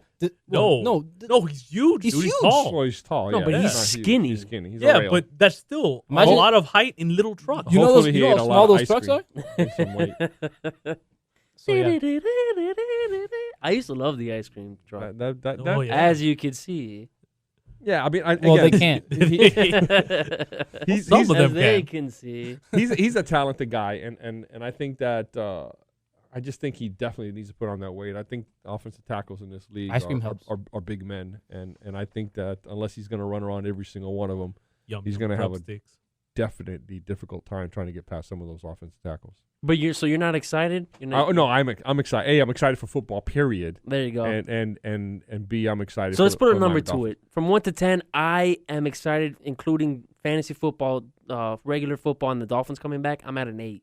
I'm really Oh, excited. actually, I'm more excited than you are. Really? Yeah, I'm 9-10, man. This is what I look forward to. I love basketball. I love I don't love baseball. I like baseball. I'll watch it. And all the other stuff is just kind of ancillary sports that are kind of on the fringe. Right. Football, I'm gonna watch Monday Night Football, Thursday Night Football. I'm gonna watch Saturday football, Sunday football, college football. If it was only Dolphins, though, where would that ranking be? Probably a 6.5 to 7. That's fair. 6.5 to 7. You I guys? still think we have a mediocre team at best, and Really? Yeah, I think they're at best a 9-7, 8-8 team. Not that I don't. I just like saying really. You guys? I'd say if it was Dolphins only, about a 4.5. Really? Well, remember, I only know them as mediocre, and I don't spend my time expecting anything from them. I'll let them show it to me when they're good, when they show a system, when they're actually like a good program. But as far as football in general, I'm about with you, about an 8. I enjoy football season because it's the back and forth with friends. It's the one event a week type thing because I'm not really into college football as much anymore. Right. So yeah, about an 8 overall, but only really a 4.5 for the Dolphins. Yeah, for me, I mean, I'm not big into like the whole preseason stuff. I know you guys are, but I'm actually not. But for me, for Dolphins per se, I'm around like a 5 or 6.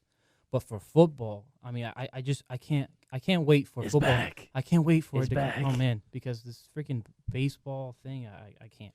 So I'm around an 8 or a 9 for just football. Right. Football in general. I can't wait for baseball to be out of the top plays of the week. A guy catches a ball, we get it. How is that a top play? He catches it over his shoulder. We see that 8 different times. It's a routine play. It happens every year. We know what's coming. But, I mean, the Dolphins specifically, there has to be some sort of enthusiasm. They win the offseason. They do it every offseason. That's the way that Ireland works. But for whatever reason, the difference is now there's a quarterback. Let's hope. Right, we think. Now there's a quarterback. Let's hope. And that's the difference between everything. Now all the moves make sense because there's actually someone that's going to orchestrate and score points and possibly lead this team to above 7-9. I mean, let's hope. Yeah. Right? If it's 7-9 again, it's going to be a miserable year. Yeah, I mean, what I'm really expecting, I'm expecting 8-8, 9-7. I'm expecting them to be competing there at the end, one game away, a win or loss, somebody else's win or loss to get into a wild card spot. That's what I'm hoping happens. I don't think there's any chance in hell they win the division. Really? Even after New England? And all that? I think there's no chance. So you're predicting the playoffs for Dolphins? No.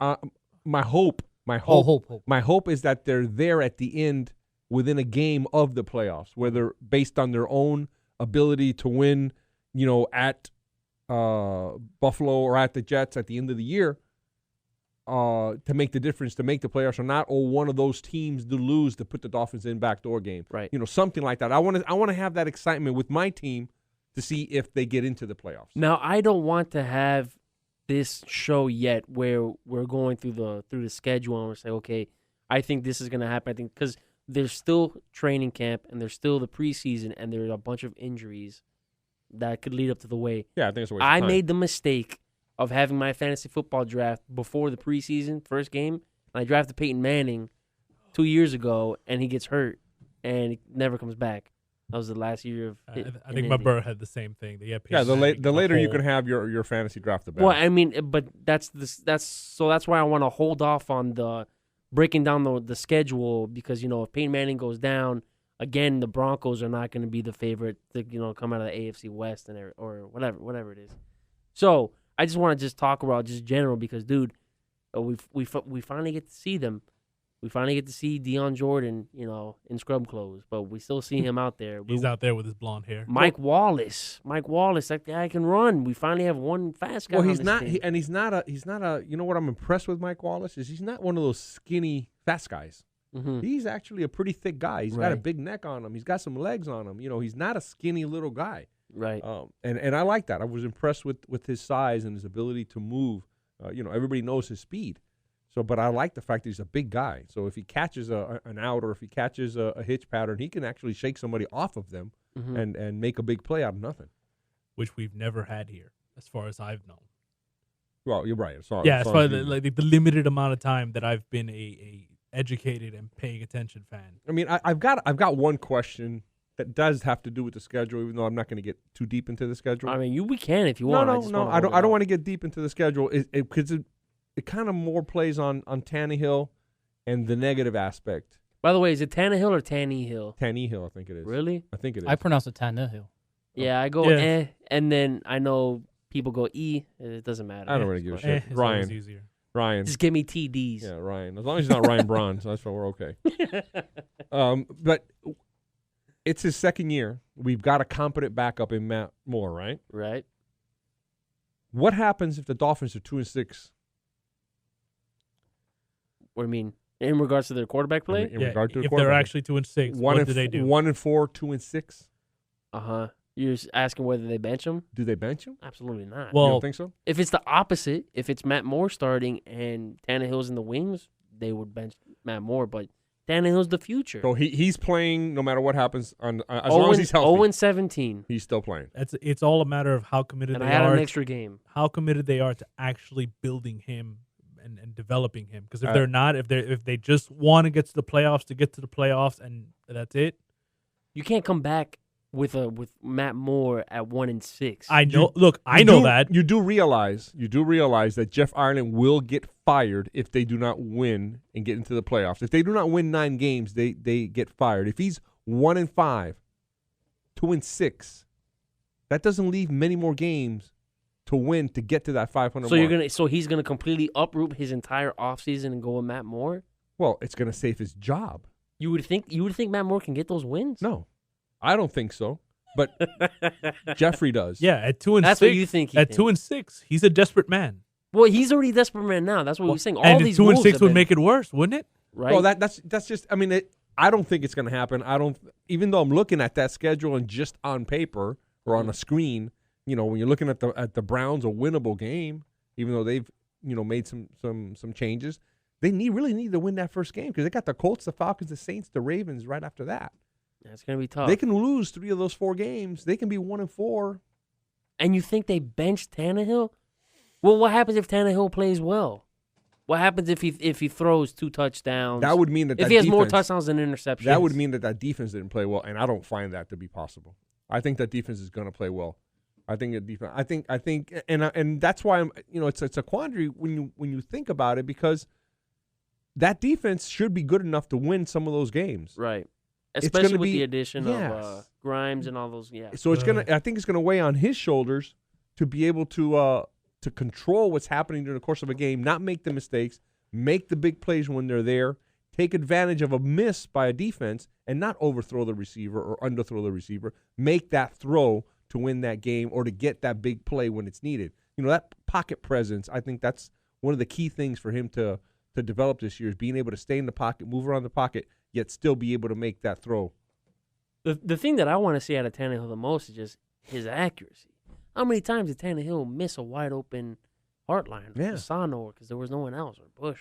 Well, the other thing is There's no one else. how many times did he get a clean throw because the way I've always heard it is that they were open, but they were open for split seconds. It wasn't like someone busted themselves open and it was an easy window to throw into. He might have had some real hard windows to get into. Not every throw. No, though. he No, had- not every throw, but I'm he saying missed that passes. has been what I've perceived last year, that it was real hard to get big, clean throws in because there was no big open I mean, guys. but it's the NFL. You're not going to Hey, get big, clean throws. Beautiful point. I was just going to jump in on that. The windows are very, very small in the NFL. Yeah. When you get that one broken coverage, you can't overthrow the receiver. You must be on target. You got to score. You got to take advantage of that one mistake every 3 games that's going to happen. That's going to be so egregious that it's a touchdown. All you got to do is follow through and make the throw. And Yeah. that's what he can't miss. Yeah, a concern that I was reading that there was a play between Tannehill, whatever his name is, between him and Wallace, where Wallace just took off. Oh, you mean already this? Yeah. Yeah, like I think it was the first or second I think day. it was the first day. The first day, where Wallace runs a 9, which is just a go route, and Tannehill just completely overthrows him. Overthrows him. Yeah, so it's like the accuracy is still maybe a concern for Tannehill. That's impressive, though. What, that he overthrows him? Yeah, I know. sure. And Throw that my might God. How many times just is- be tuning between the two of them to I mean, understand. that's day 1 of training Yeah, camp. Like, yeah. that's going to get better. But overall, his accuracy for me last year wasn't good enough. Chad Henne used to take a bunch of sacks. Tannehill does incomplete passes left and right. That's the way that I saw it. Not that I don't want to bring up Chad Henne again because that doughboy made the roster of Jaws's quarterbacks.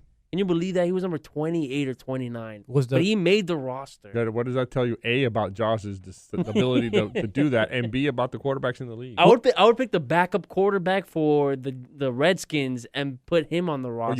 you might have 3 of them in Philadelphia, in Folds and Vic and Barkley. before I picked that fool, man. Was the list based on the size of his head? No, because he'd be number 1 in Nah, that he's one. way ahead of people there. Yeah. He'd be way ahead. Exactly. The thing for me are when Brandon Marshall signed here, it's the new shiny weapon. It's the new guy that we don't know who it's about, and we don't know how good he's gonna be, and then he disappoints us vastly. But we're not there yet. I remember that. We're not there yet, guys. I remember that morning. I think I texted you at 6:30 in the morning that morning because I was on my way out. Right. And I was just so excited. God, let down so bad. And isn't it also the hope to see the Dolphins be an exciting offense? So we keep getting that over and over again. So for me, I know this is blasphemy, but I mean Dustin Keller for me I think he'll get 7-8 touchdowns this year. Well, he's got. I was kind of fiddling around, and I think he needs to have about 60, 65 receptions and about 8 touchdowns. And I think that's what's going to take to free up. I think he can get it too. Oh no, I think absolutely he can get it Because he's good. Mario Gloves pissed me the hell off. I He's don't know how many good. times Fasano kept dropping passes. He's good. And on top of that, Dustin Keller's good. Yeah. He can get open, and if the ball's within body range, he's going to catch football. He's I not mean, dropping the ball. Again, this is day 3, day 4 of training camp, the first week. But Today they were saying that Dustin Keller was looking pretty good in the red zone, in the end zone. No Michael Agnew news. Agnew apparently is better, but he was terrible last year. So Better what just the means he fuck? showed up, and that Incognito didn't break his password on his Agnew. iPad. Yeah. So I mean, for me, the new weapons, Grimes, the DB, Playmaker. and all his cake has to be a playmaker. and all his glory, will looks like he's gonna actually catch the ball, like put two hands together and get the leather in between balls. So he's not Sean Smith. Yeah, he's not Sean okay. Smith. Right. Okay. Upgrade. Or Like, Vontae. upgrade. Dude, the Dolphins never turn the ball over. Never turn the ball over. And Of course not. Sean Smith was just slapping the ball away. it was like Arthur. It was like Arthur. Do you remember playing with Arthur? Arthur had this guy that plays flag football with us. He got an interception. Instead of catching it, he just slams the ball down to the floor, screaming at him, "Why did you catch the freaking ball?" Isn't there one where he was on offense and he intercepted it from a teammate, but he intercepted it and did the same thing, just threw it against the floor? Yeah, exactly. And that was Sean Smith, and now he's making a lot of money in Kansas City. Good luck to you guys. Yeah, I enjoy that. But Grimes looks like he can actually he's capable of getting an interception, which is fascinating for a Dolphin defensive back. I just want to sit back and just listen to him and go talk about catching a ball because I don't know what I don't know what it's like. I don't know what it's like. When they got rid of Pat Surtain and Sam Madison, I was like, what? Who have we had since then? Jason Allen? Jason Allen. Wow. Like who have Thanks, Saban. who have we had at defensive back since those two guys left that have been anything of relevance for us? Vontae Davis, Vontae's grandma. Vontae, yeah, exactly. The amphibian that looks like he couldn't catch any balls either. He looked like a frog. He looked like a frog. He looked like a mix between a frog and a person. He did. He was an amphibian. But Grimes looks like he could actually play. Give another year with Rashad Jones and safety. Maybe he can make some more plays, recover some more fumbles. Because the front seven, like you said, is going to be good. It seems like it, yeah. You would think. Again, all this stuff is with quotations, and my disclaimer is you would think. Right, and just by having such a good and strong front seven, I mean, those two linebackers are so much better than what we had last year at linebacker. That's going to make these guys' jobs a lot easier in the back. So I think Grimes, I think Rashad Jones are going to be a little bit better ball players than they really are. Even though I think Grimes is one of those guys that turns the ball over a little bit. He's one of those aggressive guys that's going to go after the ball. Not a huge Rashad Jones fan yet. I'm going to have to wait and see on him. Okay. I've got a lot of question marks. But I think that the play of the front seven going to make him a much, much better player. Let me ask you guys two questions before we wrap this segment up for the Dolphins and get into Theo Carlos' segment next. The offense looks like it has weapons, maybe. Weapons, maybe. A decade has just beat the optimism out of you. It has. It has. I don't want to come across like a Dolphin fan because I hate those guys. Because those guys are like, Chad Henne, that's the quarterback. He's the future. And look at him now. He's 28 on the Jaws list. Like I don't want to come across like that. But you would think that you have Dustin Keller that is a capable tight end that could actually catch a ball. You have Mike Wallace that can run straight and beat somebody, not having to do the 9 or the comeback routes or slants. Devon Best and Brian Harlan is what we had, and Lamar Miller. Let's hope can take that next step because that's what the Dolphins are hoping for. And, I hope he can. And so am I because he's a UM guy. He's from down here. You would think and hope that Lamar Miller can make that next leap into being a solid. Because what would he average? 5 yards a carry, something like that last year. So he has the talent. When he was in UM, it was just like C.J. Spiller. When C.J. Spiller played in Clemson against, oh my God, you just saw him and you knew instantly this guy's going to be great. This guy's a Sunday player. I've never seen someone that was just flat out faster than the UM players. UM might have sucked, but they were still fast. Lamar Miller was the same way. Same thing with Duke Johnson, this guy that's there now. You see them run, and you go, okay, this guy is going to be able to play in the next level. Right. And that's what Lamar Miller was in college. And hopefully the Dolphins don't break that streak of running backs from UM, and he could actually produce. Yes? Yeah, I don't know. I mean, I watched him play, and my thing was give him the ball more. I wanted Miller to have the ball more in his hands. I don't care how you got it to him. Put him punt return, kick return, give him the ball on screens, on outs, put him at the receiver, put him in the quarterback, and let him take that T formation and run the ball. I don't care. I wanted the ball in his hand. He's an exciting guy to watch run. I'm hoping that he can put that together here in the NFL. Showed flashes last year. I think the offensive line, minus maybe what we got there at the left tackle position, which is very questionable. If he comes around a little bit, I think that he could be something special, man. I think he could be something special. And don't skip on that kid from Florida. Gillisley? Yeah. I think he's a big back. I think he's strong, runs between the tackles hard. I think he's going to be a big surprise. And I don't know that Daniel Thomas is going to be around very long. I was about to say, does that mean we're ridding ourselves with Daniel Thomas? I'm fine with that. Which, by the way, Daniel Thomas, we had no second-round pick, and we gave up picks to get him in the second round. Yes, we did. Yes, Another we did. great move by the Ireland franchise. Yeah, yes, sir. Ireland. Last question then. Again, the Dolphins will be playing next week against your face is priceless. Against the Cowboys in the preseason, and the regular season is not that far off, guys. It's not that far off. I'm looking forward to it. I'm looking forward to that game. At least the first 5 minutes of the game to watch these guys, run a couple series, get out, and then watch the backups, because those are the guys that are going to make the rest of this football team. See who's gone. Mike Pouncey has come out. He's actually spoken to the media, and he said nothing about his hat. His brother has. His brother apologized. We talked about it last week. Not Mike. He's not going to. He's not going to.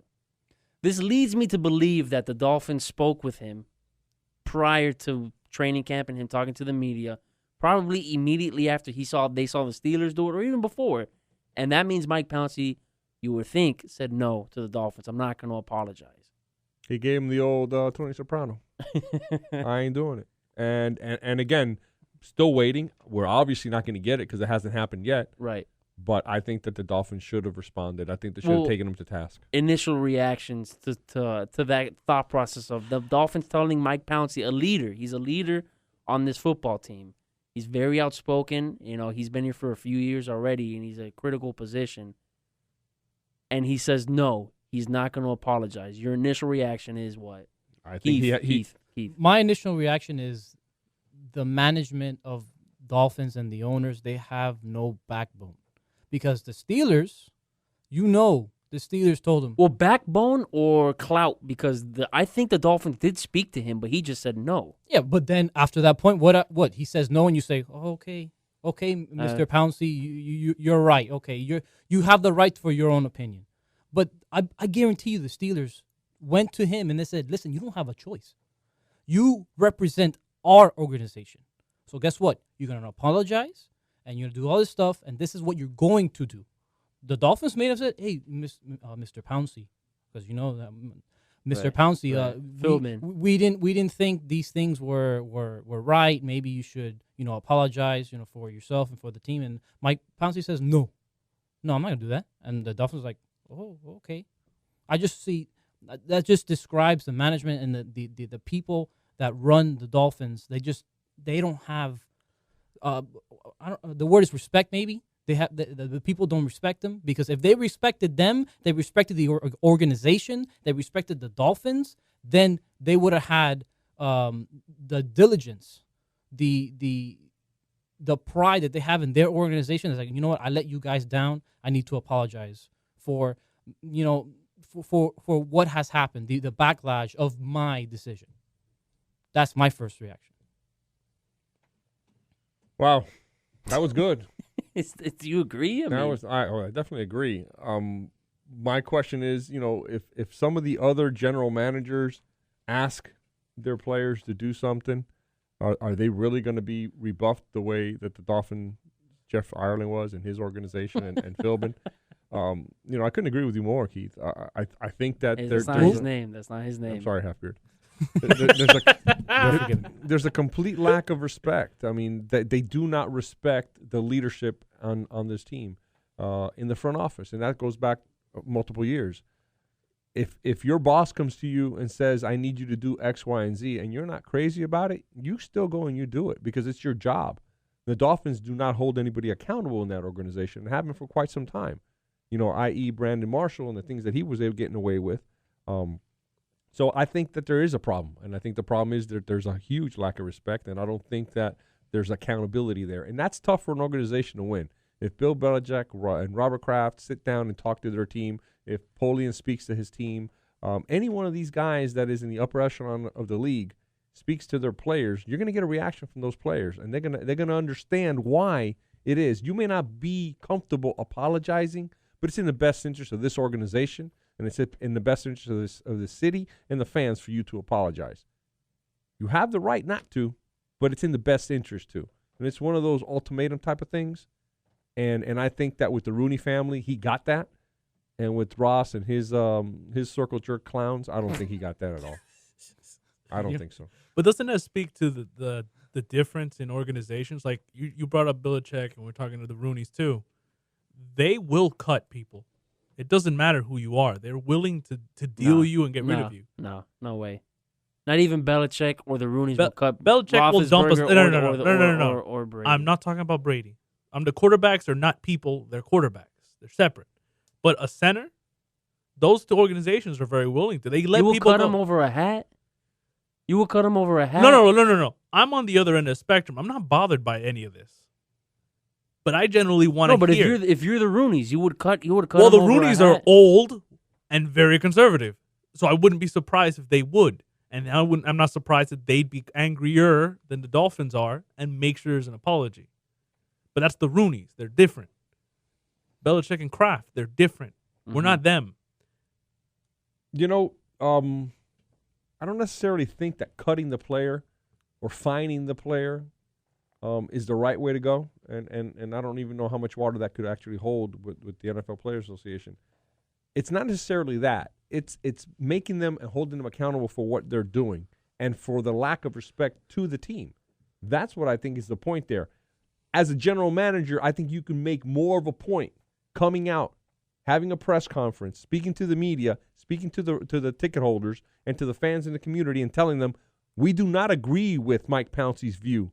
We disagree with that. We've spoken to Mike about this, and Mike has refused to apologize. And put him out there in the media. Put him out there so in the you throw him lights. under the bus. Absolutely, under 3 buses, not one. I mean, wouldn't that lose the locker room, all that stuff? I don't think so. I think the complete opposite. I think that shows the locker room that you're about your organization and you're going to protect your organization above all, and that any one individual is bigger than your organization. Yeah, but you would, I think that would be negative. Like, they would say, you have no respect. You don't defend me, even though just because you disagree with what I view, and you're gonna throw me out there in the front of the media. Fuck you guys, and I won't do anything for you. Like, I think it would be actually the exact opposite.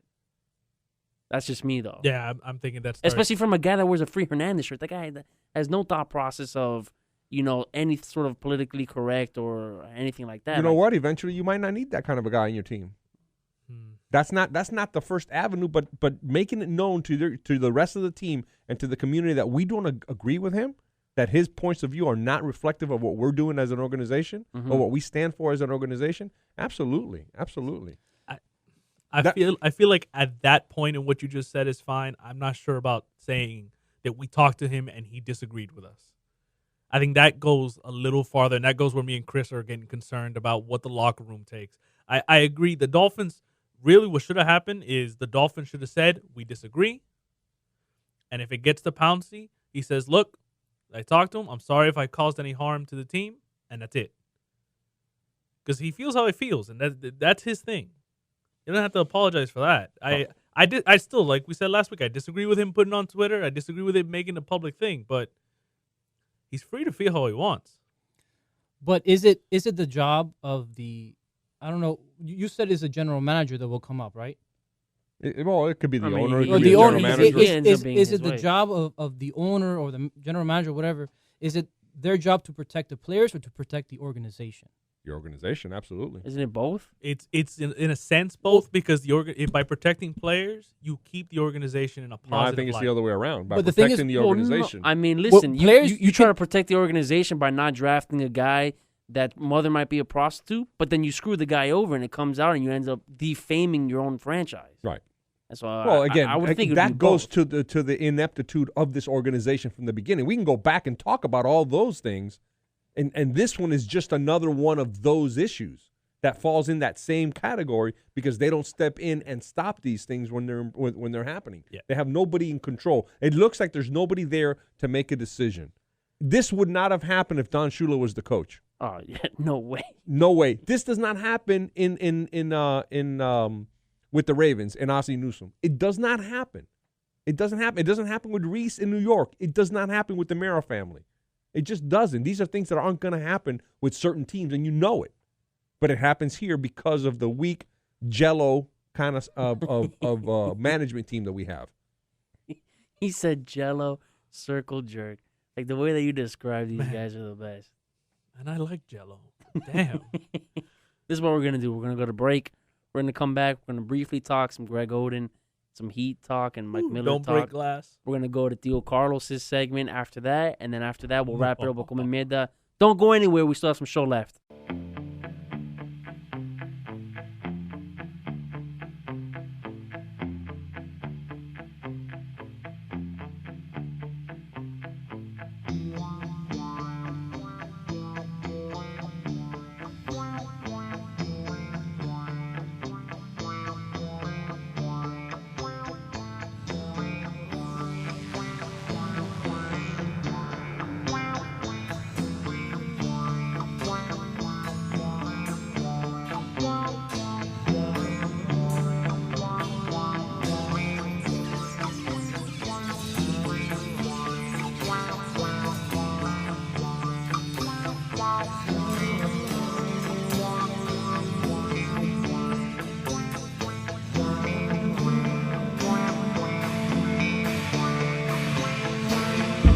Welcome back to the Sports Table. This is one of those songs, I'll just leave it a little bit high so you guys can hear. You just drive to this.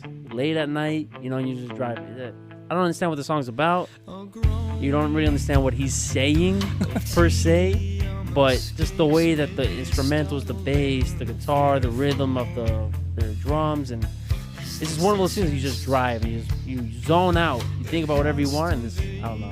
Now, why would you desire zoning out while behind the wheel of a vehicle? That's what I do. I'm assuming you mean like cruising. Just cruising. No. I meant complete blackout. Like You know what? I'm glad we No, live no, in no, different I don't counties. care. There's I don't well, care, let me I don't care. rephrase. There's different types of driving. There's driving to go. I need to get somewhere, and then there's just cruising. There's just drive. How many times has it happened to you? I mean, people that are on the live stream, Raul, Carlos, any of us, though, you drive, you get to your you get to your destination, you're like, how the hell did I get here? Every time? Almost every time. Oh my God, that's scary. More often than I'd care to admit. It never happens to Not you? often, but what happens to me more often is that because I repetitively take different routes for things, I'll, without thinking about it, start going in a different direction because my head just says, oh, I'm on Bird. I got to go this way. And it's the opposite. Like, there was one time coming here that I just started going south. Right. Because I'm used to going south for work. Right. And about to Kendall, and I'm like, why am I going Where this am way? I? Yeah, exactly. Crap. And I had to turn it around and come back up. So I'm more likely to follow like old routines than I am to just zone out. I mean, there's been not a bunch of times, but there's been a few times leaving my girlfriend's house, coming home, and I pull up to my driveway, and what happened? How did I get here? It's one of those things, which is not good. There was actually a study done on truck drivers, the 18-wheeler truck drivers that drive. That's what they do for a living. They drive, and they say most of the time they're in that zone. They did a survey, and most of the time that they're just in complete autopilot, and they don't realize that they're driving, a bomb or whatever. Yeah, like for them, I could see because it's long and but that's tedious. more dangerous. That's more dangerous. Like the cargo that they have, whether it be gasoline or whatever they have, that's a bomb that they have back there. They're on the highways. It's straight line. I mean, it's not like they're going street lights and the. Line. Have you gone on the Palmetto recently? It's been nothing but construction. That's different. Yeah, that's different. The Palmetto's construction and destruction. That's an obstacle happens course. to who? That's not a highway. That happens to him all the time that he drives. It's the worst feeling, really. For you being another driver, not really the other way around. Quick question before we get into some Heat talk. The other day, I drove on, I think, 8 different highways. I drove on the 830, all in the same day. The 836, the Palmetto, the Turnpike, I-95, I-75, 395. I drove on like 7 different highways for reasons that I don't understand. But what's the worst highway in South Florida? Like the worst highway to drive on for you personally. I'll start it off right here. For me, I hate driving I-95, especially after the junction where the turnpike and the Palmetto meet, where it's just I-95 down the East Coast. I hate 95 because they have the barrier of the fast lane, and you could actually see the people there. And people on I-95 drivers are the worst, even worse than the Palmetto for me. But that's the worst highway for me to drive. For me, I don't drive on the I-95, but the worst thing for me, and people don't know how to drive, is for me is 826. Yeah, Palmetto. Yeah. For me is like once you pass Bird Road, that going north. Oh my goodness, That's Hialeah. It's, That's the route in Hialeah. There's so much. That makes a lot of sense. So much traffic. For I don't know why. It's just people don't know how to drive. People swerving in and out, and I have to be like on. That's one of those moments where I can't be, Zoned La La out. Land. Yeah, Zoned I out, have yeah, to yeah. be paying attention because people on that section of road is the worst. Worst. Which, by the way, this topic you'll only find on the Sports Table. Yeah. Worst highway in Miami, but it's a great topic Well, because let me tell you, your choice is second to me, and Second. and yours is third, and I just US 1. Oh, US 1. US 1. Does that count? I'm not sure if yeah, that it's counts. so major, man. It's so major, and it takes you. It can do the entire north to south area, but it's horrible. It's absolutely, and I don't drive there very often, thank God. Right. But the few times that I have, it's just regrettable. Because Very, very regrettable. US 1 goes like diagonal to all the other it streets. ruins- Like you cut through Bird Road and you end up on 67th. Where am I? It ruins so much of your map in your head. It does. Yeah. No, for me, it's the Palmetto. It's just always such a cluster bleep. No matter where you're going, there's never anywhere that's nice. But also I limit the amount of highway I'm on. I tend to backstreet everything just Right. because it feels nicer. The turnpike is got to be like the Rolls Royce of highway, Yes. right? I love the Hey, turnpike. Only the white people drive on the turnpike. And the best is when you're going opposite of traffic. It's like we're coming Oh, north yeah, to yeah, get here yeah. at a time where everyone's going south. So it was just a cruise. Right all around the Dolphin, way. right around Dolphin, right? That's where all the traffic starts piling up. Dolphin and Bird Road and 8th Street, like those three intersections. Oh no, the one on Bird, that you could be there. I remember trying to get to school, and that area will take you 20 minutes, and it'll take you 5 the rest of the way Right. to where we went to school. Right. It's That- funny. The worst is where he's at, where the turnpike is the only way to get to anything, and it is blocks in all directions, just backed up, and Mhm. everyone's mad about it. And It's funny. Yeah. Highway talk here on the Sports Table. woo! Back into regular sports talk.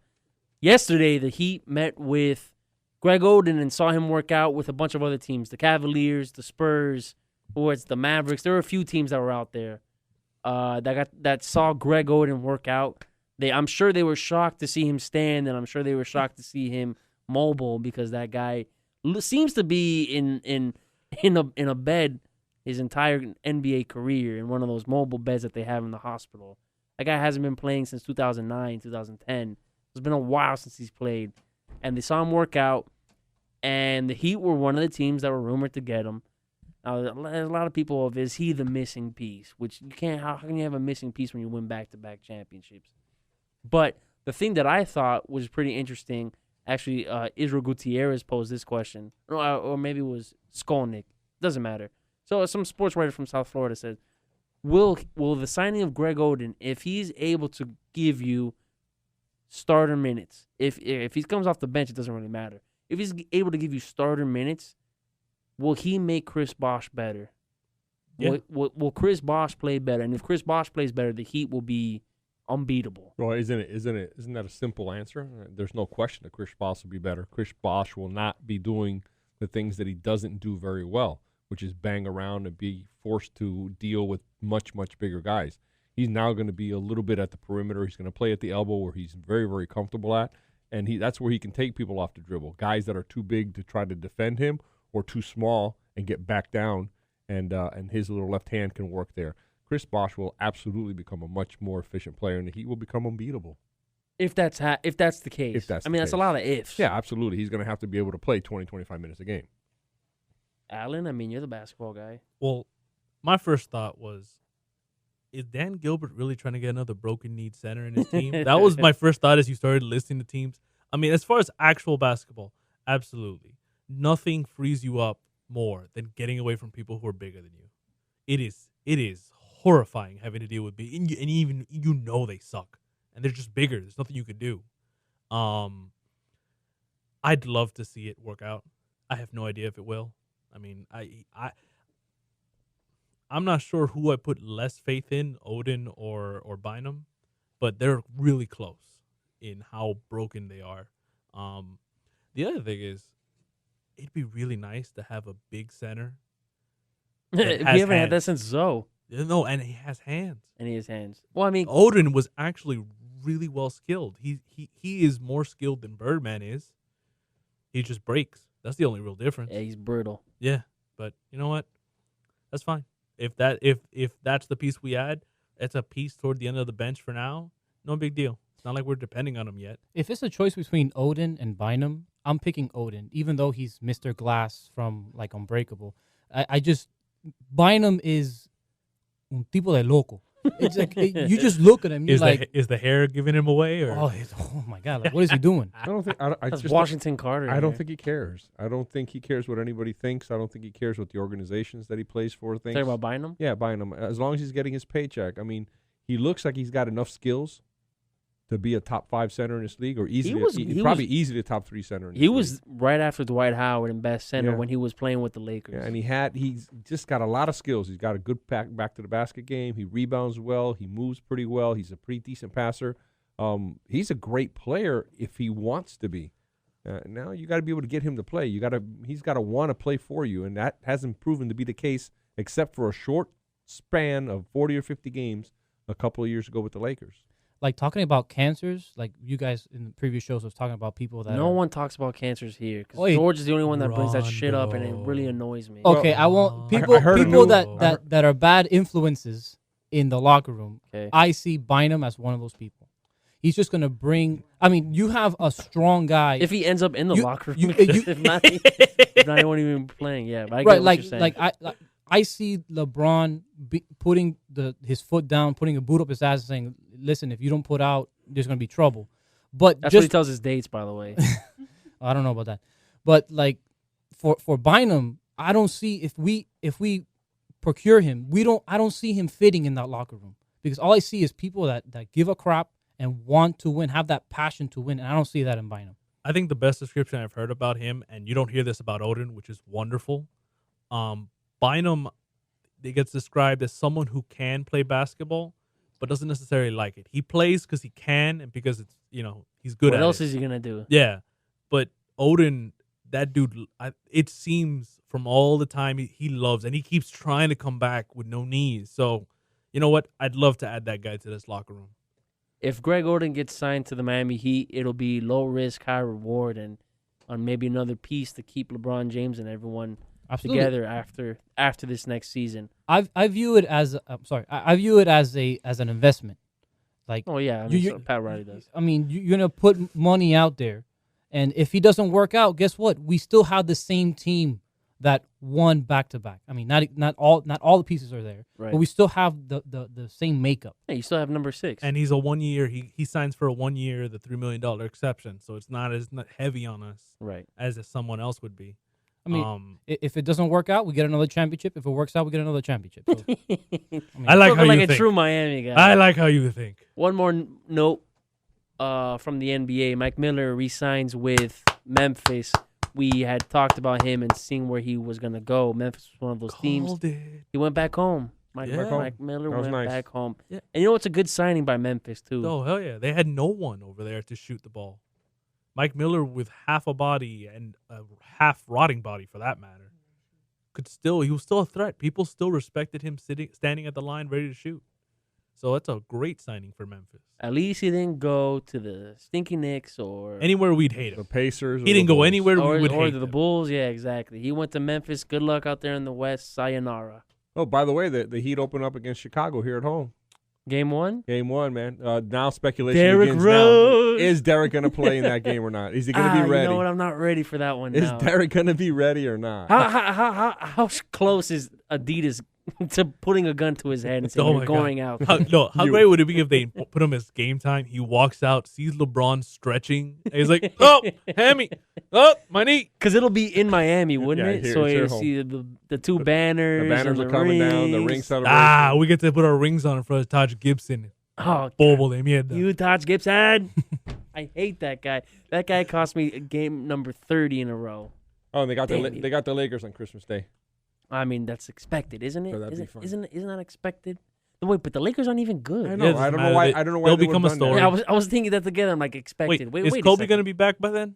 Even if he is, it doesn't matter. Well, that if he Yeah, comes Chris back, came in. but if he comes back on Christmas, it becomes Heat versus Lakers on Kobe's comeback. Well, he'll be. He'll How be much back fun before is that people- going Yeah, to he'll be? It's a pay- 30-point he'll be back beatdown. before Yeah, he'll play 15 minutes and then 30-point beatdown, and there's no game. yeah. I think they need to revisit that one. They need to play the Knicks Like because schedule. I want to see the Ringling my- Barnum Bailey circus Oh that my the God. Knicks are gonna be. Knuckleheads, you. It's gonna because they have Carmelo Anthony, which is a Mahone right there. Then you have J.R. Smith. Wow. They Again. just signed Kenyon Martin. They added Meta World Peace to their roster. It's just gonna be a bunch of knuckleheads. Can you imagine the traveling agent that has to monitor them in the Oh my hotel room? Or Let's just see that they're all together to start the season. You know how great it is that Meta World Peace is the likable knucklehead in those four. He may be the most laid back and settled in guy right Dude, now. he has a riot on his resume, and he's the most likable guy He's of the- all of them. He's their savvy veteran. He's their guy to go to for calm. It's true. Wow. And they have Bargnani just curled in the background, just like in the fetal position. Why did they trade me here? No shots. No shots. Right. Okay, now we have. So we're done with basketball. We talked baseball. We talked football. We talked. Yeah. We talked even some highway talk. But now we get our watchdog to look out for all those millionaires and billionaires over their live stream.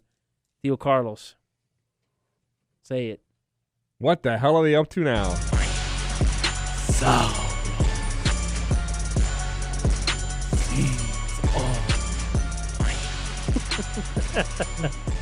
In 1913, there was a book published, The Art of War, Sun Tzu.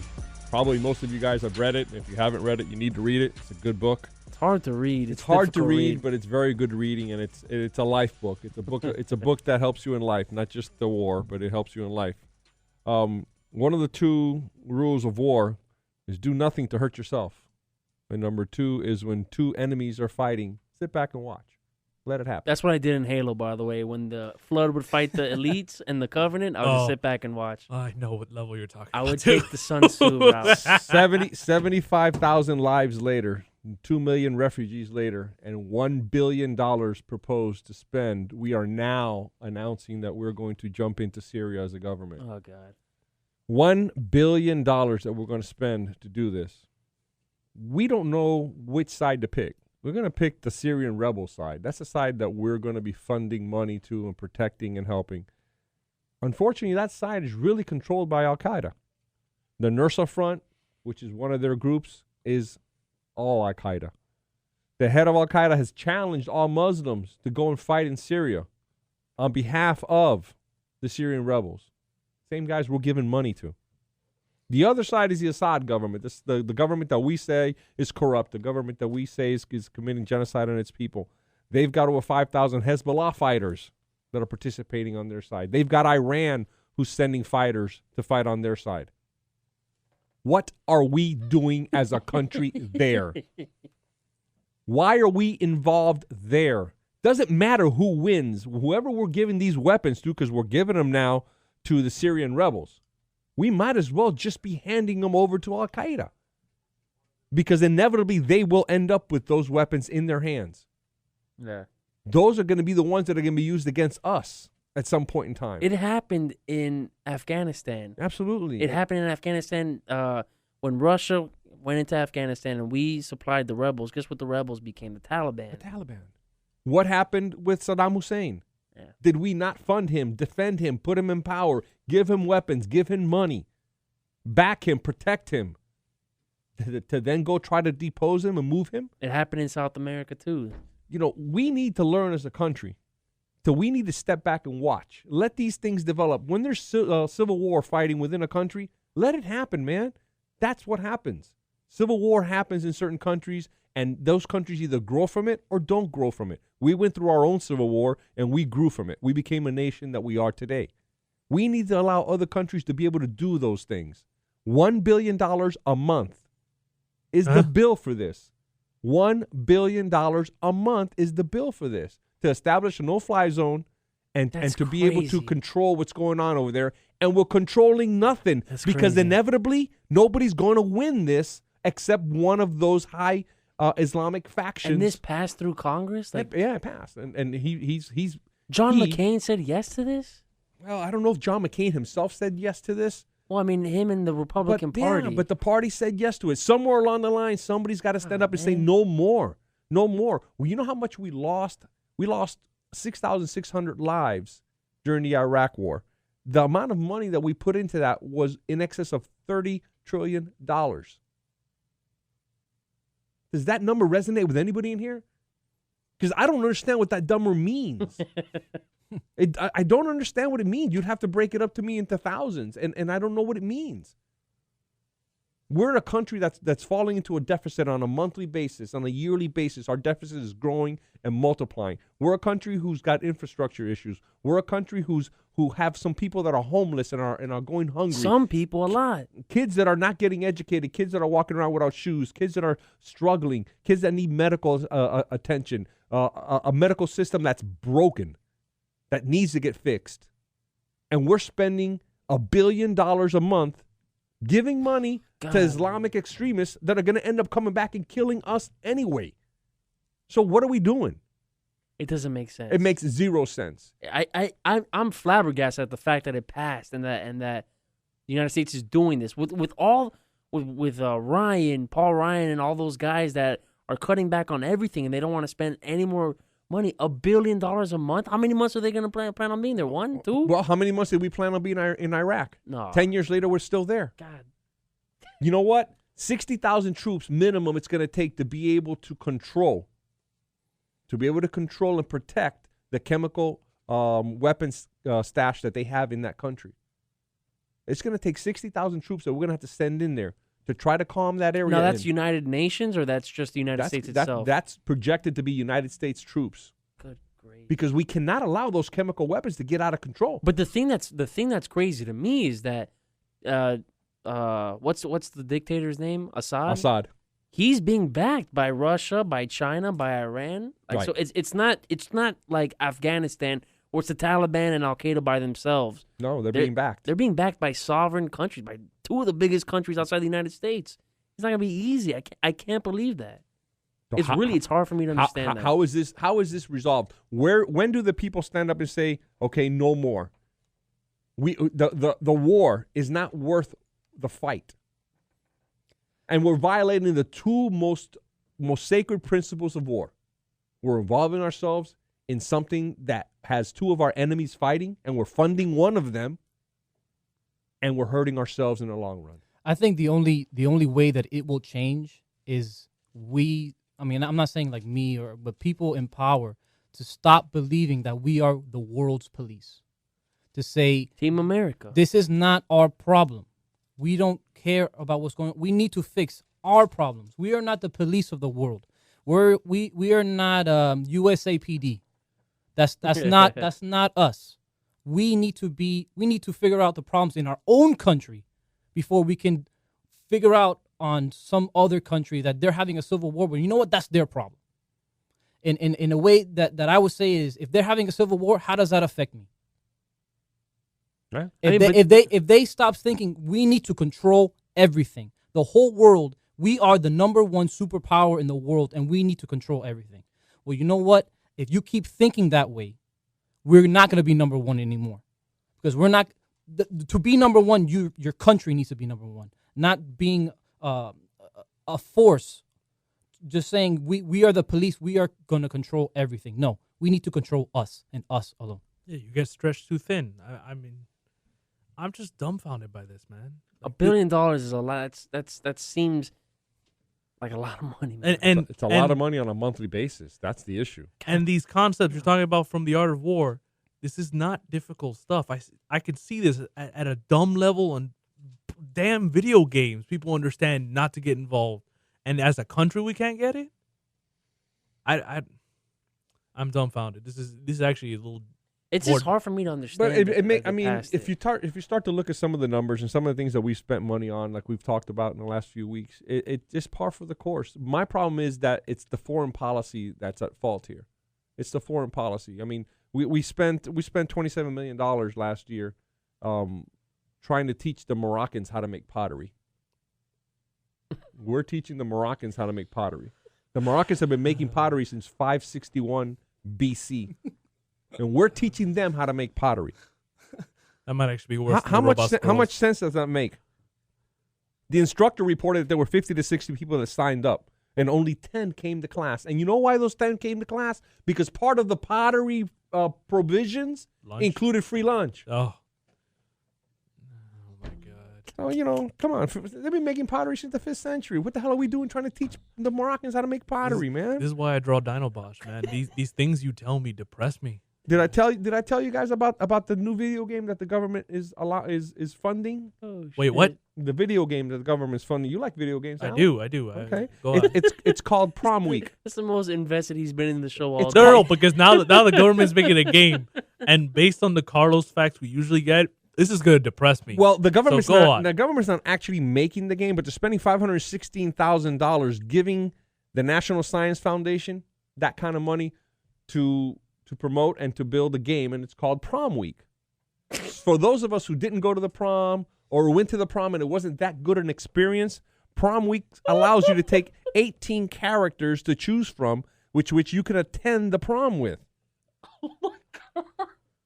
Okay? You know what's upsetting? And you can change the prom. You can ask that one girl that you never were able to ask. You can ask her to the prom. You know what's upsetting? And you get it. You pick the car. Couldn't you just the do this limo. on Sims? Wait a second. You know what's upsetting to me? Not only that, the fact that we're paying it. The fact is, if your prom sucked, you're gonna play a video game to replay your prom. That's And even improve it. worse. And improve it. That's even worse than the first time around. That's even worse than the first time around. You get to pick the music. You get to pick the date. You get to pick the car. You get to pick where you go, how late you stay out, whether you stay in a hotel afterward or not.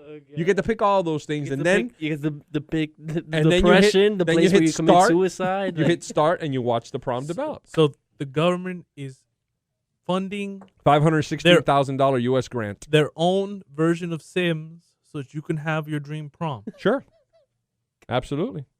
My God, I don't get it. Do they- What happened? But let me jump in, Keith, No. really quick before you say something. Is there like a filter? Is there a film? These people must have been smart to get elected. I don't get it. Once they get to D.C., that they make all these shitty decisions. Well, I don't get it. You're absolutely right. Well, I mean, here's one with culture. Here's one with some cultures. This is a video game. But Henry David Thoreau, the writer, they're making a video game based on his life. And you can walk a day in the shoes of Henry Thoreau. And that's what it is. It's basically you being in his shoes and walking through his life and making decisions that he would have made. $316,000. Who's that? Who's Henry Thoreau? A writer. So- He's an Edgar Allan Poe type writer. So you follow his life of waking up, going to the bathroom, sitting in a chair, and write. Yeah. Fighting off polio. Are there even robotic squirrels? I mean, No robotic squirrels What involved is here. there to sweeten the pot? 'Cause That was the description that I got for platinum trophy. $316,000. That was it. Wow. So this is what we're spending our money on. And again, $316,000, $516,000, when you're talking $1 billion is a drop in the bucket. But that just goes to show you these are the type of decisions that the individuals that you, myself, and everybody listening and watching are voting for. These are the people that we are voting for. So you wonder why they make these decisions at home. These individuals make these decisions at home. We make poor decisions. We're allowing these individuals to take us, to snooker us, and to put us in a position where they do that. There's that word. What's that? Every sickle's going to play. No, it's gonna be. Well, that's what I'm saying. It's worse. It's worse off than going to actual prom. The fact that you're going to replay it and do it in the way that you wanted to. Look, man, I don't care how I don't bad get it. prom was. Why would you play a game to relive it? Yeah. What do you get out of that? To me, that sounds A like a handy- Japanese game or something. Oh no, it absolutely does. Japanese have It sounds- plenty of games like this. To have a life. Sad. Unfortunately, it's not. It's the National Science Organization here in the United States. By the way, the great city of Detroit filed for bankruptcy. The great Let's city of go Detroit. fund that war. Let's go fund that war. Yeah. Well, or we can fund, $4.5 billion in improper food stamp payments, which included an exotic dancer who made $85,000 exotic dancing. She got $16,200 in food stamps. Not bad, huh? I'm in the wrong business. Yes, I was about to say the same thing. I gotta get me some food. $700,000 to the National Science Foundation. There they are again, boy. That National Science Foundation, they know how to write these grants, I've bro. never heard of these. They're people. damn well. They're good. They're very effective. $700,000 to write a musical about climate change. Oh my god! I think This is South Park. This is South Park. It has to be. This is a joke. $10 million to train Filipinos to work in Asian call centers.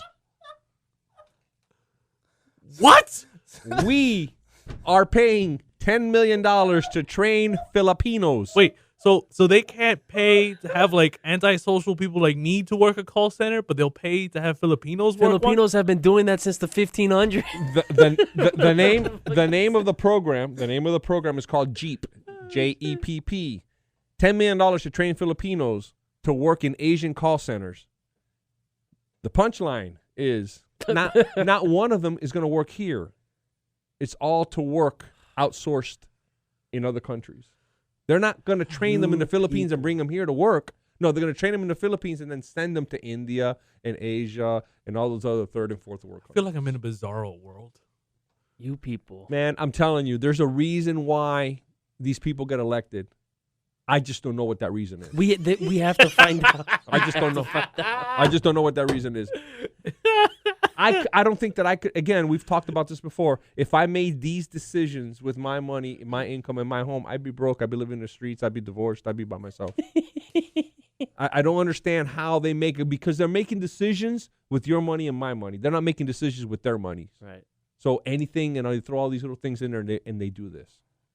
So for that, Yeah. that's it for this week, boys and girls. This is what we're going to do. The Raul has to leave, so we're going to say wave bye to our live streamers. Thank you so much for tuning in and watching us. We really appreciate you guys spending your Wednesday night with us. So for all these guys, we want to say thank you. Thank All you right, to guys. Raul. Thank you. Thank you Good for night. Raul for coming in and arguing with your wife to get here. But we appreciate it. His head's red from anger. So Does Karina listen? I'm just gonna stop talking. I'm just gonna say wave bye to live streamers. Thank Bye, you live again streamers. for everybody. Good night. You can listen to the rest. Listen before you leave. You can listen to the rest of this show on YouTube user TheSportsTableMiami. Or you can follow us on Twitter at. That's you. That's you, man. Aren't you supposed to know that? You fraud. signed in and everything. You fraud. It's all for you. You fraud. At sports_table. Okay, and then At sports again on _table. Defo and DefoRadio.com. So listen to the rest of the show. We still got Comemema of the Week coming up next. So for all you live streamers that wish to hear, and there's a lot of it, we got some great Comemema. Stay tuned for that. But for everything else, thank you for listening. For you live streamers, and Peace. we'll appreciate it. For the radio guys, we were still here. We still got one more segment to go. We'll wrap it up with Comemema next.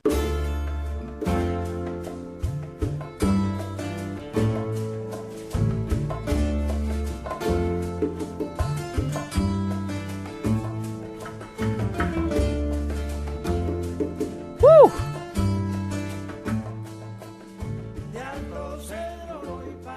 What a show, what a show. Listen, another 3-hour show without Jorge.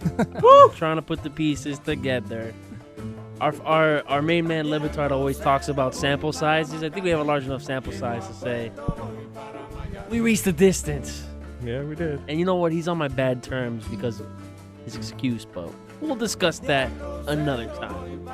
Right now, it's for Comemema of the Week. One of my favorite segments. Keith, you listen. Yes. Is it the best segment we do? Is it? Yes. To me Okay. personally, I love this segment. Okay. With the music and the. So basically, Fantastic. all we should do is Comemema for the whole 3 hours. If we ever do a best of Comemema, I think by the end of it, everyone will be sick of it. No, because then it's over and over and over. Right. but we're gonna do that. So. Comemema of the week. Everybody picks a person, an object, like Alan does sometimes, or he used to. Alan, you know what? I've been very proud of you. You picked it up ever since me and Carlos called you out on it. I'm trying. That might be a good idea. The best stuff for the week that we're off. Oh yeah. What? I'm already working on it. Does my Taco Bell one make it? Maybe. Just for the entertainment of what? Taco Bell? What? But each of us picks someone or something, and we just call them out for what they are, and they're freaking come mierdas. Who did I call out earlier today? I said someone was a come mierda. Braun, maybe? I can't remember who it was, but it's just some idiot, some douchebag. You know, you remember what it was? No, because I think it's stealing yours. Forget it. Okay. Either way, we do it every week. It's our favorite week, and I'm gonna go first this week. Change it up. The last few weeks I've been going last or And second. make sure that I can't steal it. Yeah, exactly. The way Alan can't go. I'm after Chris. Because you almost did it again Yeah, before But during hey, the show. look, I didn't know on that. Okay, fair point. Michael May the Meek.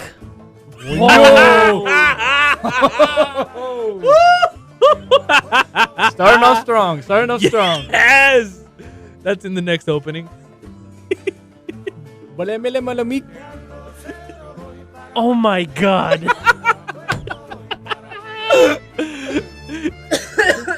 That's one way to blow this whole segment.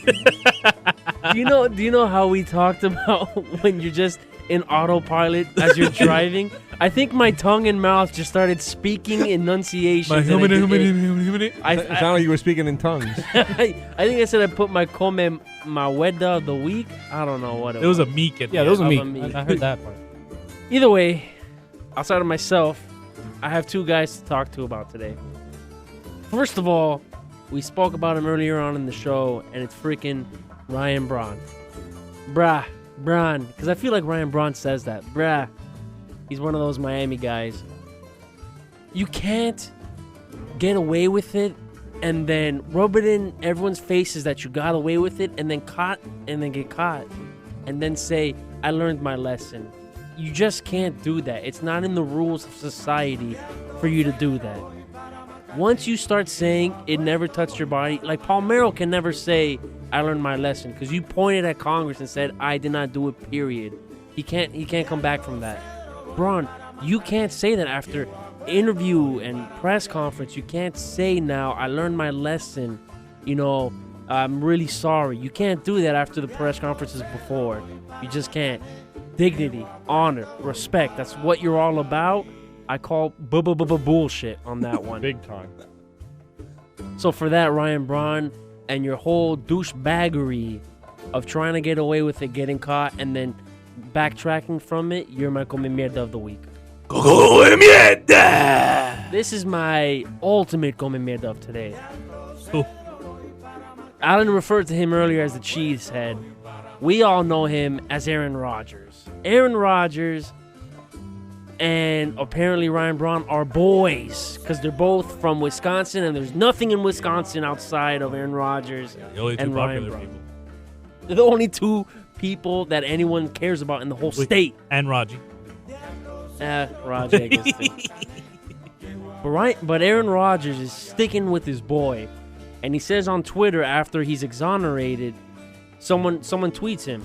Someone tweets to him and goes, "You really believe that he didn't do PEDs? Hashtag delusional." This is I guess one of Aaron Rodgers' fans, and Rodgers comes out and replies to him, says, "I put my salary next year on it. Hashtag pony up. Hashtag exonerated." Hey, buddy, the bells are ringing. It's time to pay. Because he ended up having been caught. And guess what? Your salary is now up for sale. Salary sale. I like it. Pony up. So Is he going to give it up? he's not going to. Of course. If I'm that Twitter guy, I'm Twitter. Oh, I'm suing. I'm all over suing him for defamation of my name and He made a contract. That was a contract. verbal contract. Yes, sir. Twitter's Verbal good and enough. written. Twitter's good enough for me. Yep, I would go after it, man. And you guarantee you're gonna find an attorney that's gonna say, "Yeah, let's go." Wow, you're gonna find an attorney. Maybe it'll be the knock joke guy. Yeah, Oh, maybe. God. Well, you'll find one. You'll find maybe more than one. Listen, Aaron Rodgers, you're the best quarterback in football. You make a lot of money. don't say stupid shit like that. You can't say pony up and then not pony up after you say it. You got to pay up, right? Don't make the bet, first of all, because you don't know whether that guy was a liar, and he ended up being a liar. So for that, Aaron Rodgers, and all your douchebaggery, you are my come mierda of the week. Discount double come mierda! Excellent. Great job. Anyone? Going You next. said you were. Yeah, okay, You okay, said you were okay. going second. Yeah. I've got a plethora of come mierdas, so I'm gonna let everybody go to make sure I don't ruin anybody's I'll go next. list. Okay. My come mierda of the week Yes. is anybody and everybody that had a problem with Mark Anthony singing "God Bless America" at the All-Star game. Great Good one. one. Great one. Great For one. for anybody that doesn't know, Mark Anthony sang "God Bless America" at the All-Star game, and there apparently on Twitter there was a firestorm of people tweeting out why. I'm just gonna paraphrase. Why is this Mexican singing "God Bless America"? Why is a non-American singing "God Bless America"? Why?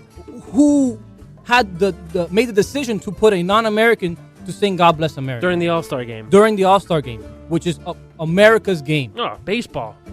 Sanctimonious. Let me tell you something, you ignorant people. Mark Anthony, first of all, he's not a Mexican. He is American. Guess what? He was born in New York. Okay, Papa? You can get more American than apple pie. Okay?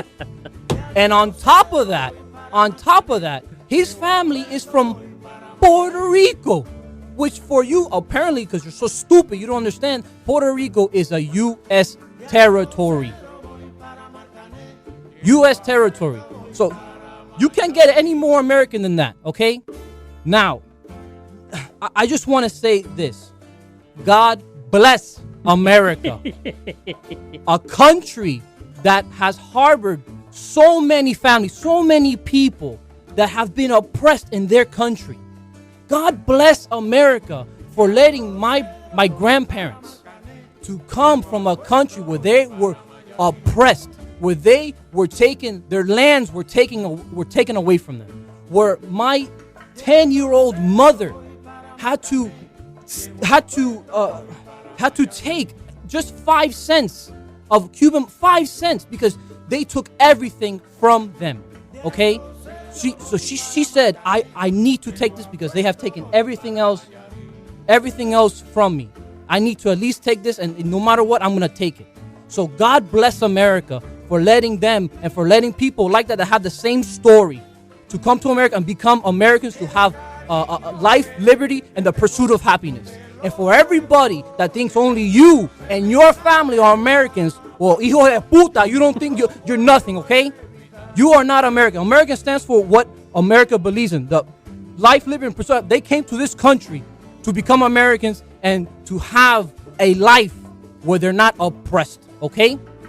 So, for that, you ignorant, stupid people, you are my tremendos come mierdas of the week. Star Spangled Come mierda! Woo, that was passion. I can add to that one. That was passion. God bless America for allowing morons like that to be able to express themselves. It's true. Matt, before Carlos goes in, you got something to say? I unfortunately did not think of a come mierda of the week, Okay. so I am my own come mierda of the week. Come mierda. That's a fair point. Keith, very impressive. Too strong back to back. That came from my soul. I mean, That one came from a dark place. Yeah. You're listening to some Tool. Alan? Well, hard to follow it up, but I'm going to try. First, a bit late on this story, but it's worth noting. Antonio Morrison. It's not Who? enough. It's not enough you're a Gator. That usually is enough to agitate me. It's not enough. But, and mind you, these charges were dropped, but he was arrested over the weekend for barking at a police dog. What type of bleeping idiot at any point believes barking at a police dog? A Florida Gator. Yeah, well, yeah. That's why it's okay. Yeah, Na, na, na, na, na, na. You keep them chompers away from this place, man. What the hell? I don't bark at normal dogs. Why are you barking at police dogs? Come on, go ahead. Tell them what he said to the policeman. I haven't read that far. I saw bark at police dog. I just wrote it down. That was done. I know his charges are dropped. I know they said it should have been a warning. Carl, what did he say to the policeman? Can I add to that? Go ahead, add to it. When the policeman asked him what he was doing and why, he said, because the dog barked at me first. God. The dog, the police dog, barked at him first, so he found it necessary to bark back and agitate the police dog. That was his excuse. God. Wow. That's So a gator. for that- That's a gator. Woof, woof. Come mierda. Wow. Well, I can't believe there were that many of them because Are you done? Are you I done? know. I have one more. Oh, you have more? I do. And this one I think you'll like. Oh, go, So Alan, go. I don't know if you wandered over here when I was on the computer. I saw a video. Adidas was having a basketball camp. And Adidas, their main spokesman, is our friend Derrick Rose. Derrick, he's my buddy. Good old So Derek. Adidas had manufactured a chance for Derrick Rose, old glass knees that he seems to pretend to be, to find a lowered basket to dunk. And it gets the video out there. Now, Adidas by itself would be the Comemema of the week for that, but it gets better because you have the guy who won't play, who we're not even sure will play the opener against Miami because of his knee. October 29th. Yeah. But the same guy who poo-pooed people having fun at their All-Star game is at a camp dunking and then giggling like it's all good. Are you no fun or all fun? What the hell? Yeah. Don't poo-poo our fun All-Star game and then giggle while your broken knee apparently works enough for you to dunk at a lowered basket anyway. I could dunk on that basket. No, you can't. I love you, Chris, but no, you can't, man. They don't know that. Look, man, you would have to jump off Half-Beard's back, propelled. They don't know that, Alan. Shut up. Just let it go. Just let it go. So for that, Derrick Rose, you are my Comemema of the week. Comemema! Wow. Funny how we got through all of everybody's and we still didn't touch any of my 7. Oh, my Because God. the Eye of Sauron sees And more obviously, than we can. I'm not going to go into detail with these, but just really quickly, Jacoby Jones failing a physical. What a moron. Wait, what? Wait, didn't he just do Dancing with the Stars? Yeah, and he failed the physical. He was sent home. He was sent home. Failed the physical. Ryan Braun for the obvious. Yeah. Denver's Von Miller. Well, I again. said Ryan Braun, by the way. That was my first one, so we hit one of them. Denver's Von Miller for the obvious also. Oh, yeah. It doesn't look like it's necessarily a PED. It looks more like a drug thing and second time because they're looking to suspend him for 4 games. Charlie Weiss. Man, Charlie Weiss, what a bunch of dumbass comments. How is it that you're trying to recruit? You were 1-11 last year and you make these comments. You got them there, Chris? I got him right here. Okay, read them for me, please. Charlie says about his recruiting, his team, everyone wants to play. Quote, there's no one that wants to not play. I said, have you looked at this pile of crap out there? Have you taken a look at that? So if you don't think you can play here, where do you think you can play? It's pretty simple approach. It's not really a sales pitch. It's just practical. You've seen it, right? Unfortunately, so have I. That's Charlie trying to get players to come to his school and play for him. I'm glad he backs his team. Wow, that's tough. And the Denver Broncos and their front office staff. Oh, yeah. Ex-Dolphin Tom Heckard. Of course. I think we found the culprit. Of course. Wow. and his DUI cohort Matt Russell. They're both director of pro personnel and director of player personnel. And these guys are getting out, getting drunk, and driving. Well, that's a hell of an example you're setting for your football team, guys. That's the way to be, quote-unquote, directors of what you're doing. And for that, all 7 of you guys have had a great week. You guys are all my Comemierdas of the week. Wow. Strong showing by all of you, I gotta say. Thank you, Time. I want to thank Defo, DefoRadio.com, Ken and Mike, and everyone that's behind the scenes putting us out there. They're getting their stuff together, scheduling-wise, and shows, and they're looking to expand, and guess what? The Sports Table is a part of it, hopefully. So look for them on that website, along with us there, too. Want to say thank you to Alan with continual work in progress on the YouTube site, on the YouTube. Yeah, I'm trying. Sports Table Miami. Thanks for Twitter, Alan. You're welcome. Look for us on Twitter. Look for us on Facebook. We're working on a website. I mean, even if you don't like us, we want to get to a point where you can't avoid us. Exactly. We overcompensate you. Just like ESPN. So, there you go. That's it, really. We got to say thank you to everyone that watched us and listened to us on the live stream. It's not easy to look at us, much less hear us. Well, so we speak for yourself. That's true. Look, Half Beard. The views are going to be over 200, by the way, because Half Beard has dominated the show. Yes, he has. He comes down from Olympus, and we get views. That's it. I don't get it, but it's okay. It is what it is, man. We'll get the numbers. Thank you again for everyone that's listening and stays through to the whole show and listens to us, or they just skip forward to the Comememas of the week. Thank you for all that. For Alan, for Half Beard, for my brother Matt, for Theo Carlos, for Theo George, I guess, for Theo Raul. I'm Chris. We want to say thank you for everyone. We're the Sports Table. We'll see you everyone next week. Peace. Drogba. Later. Drogba.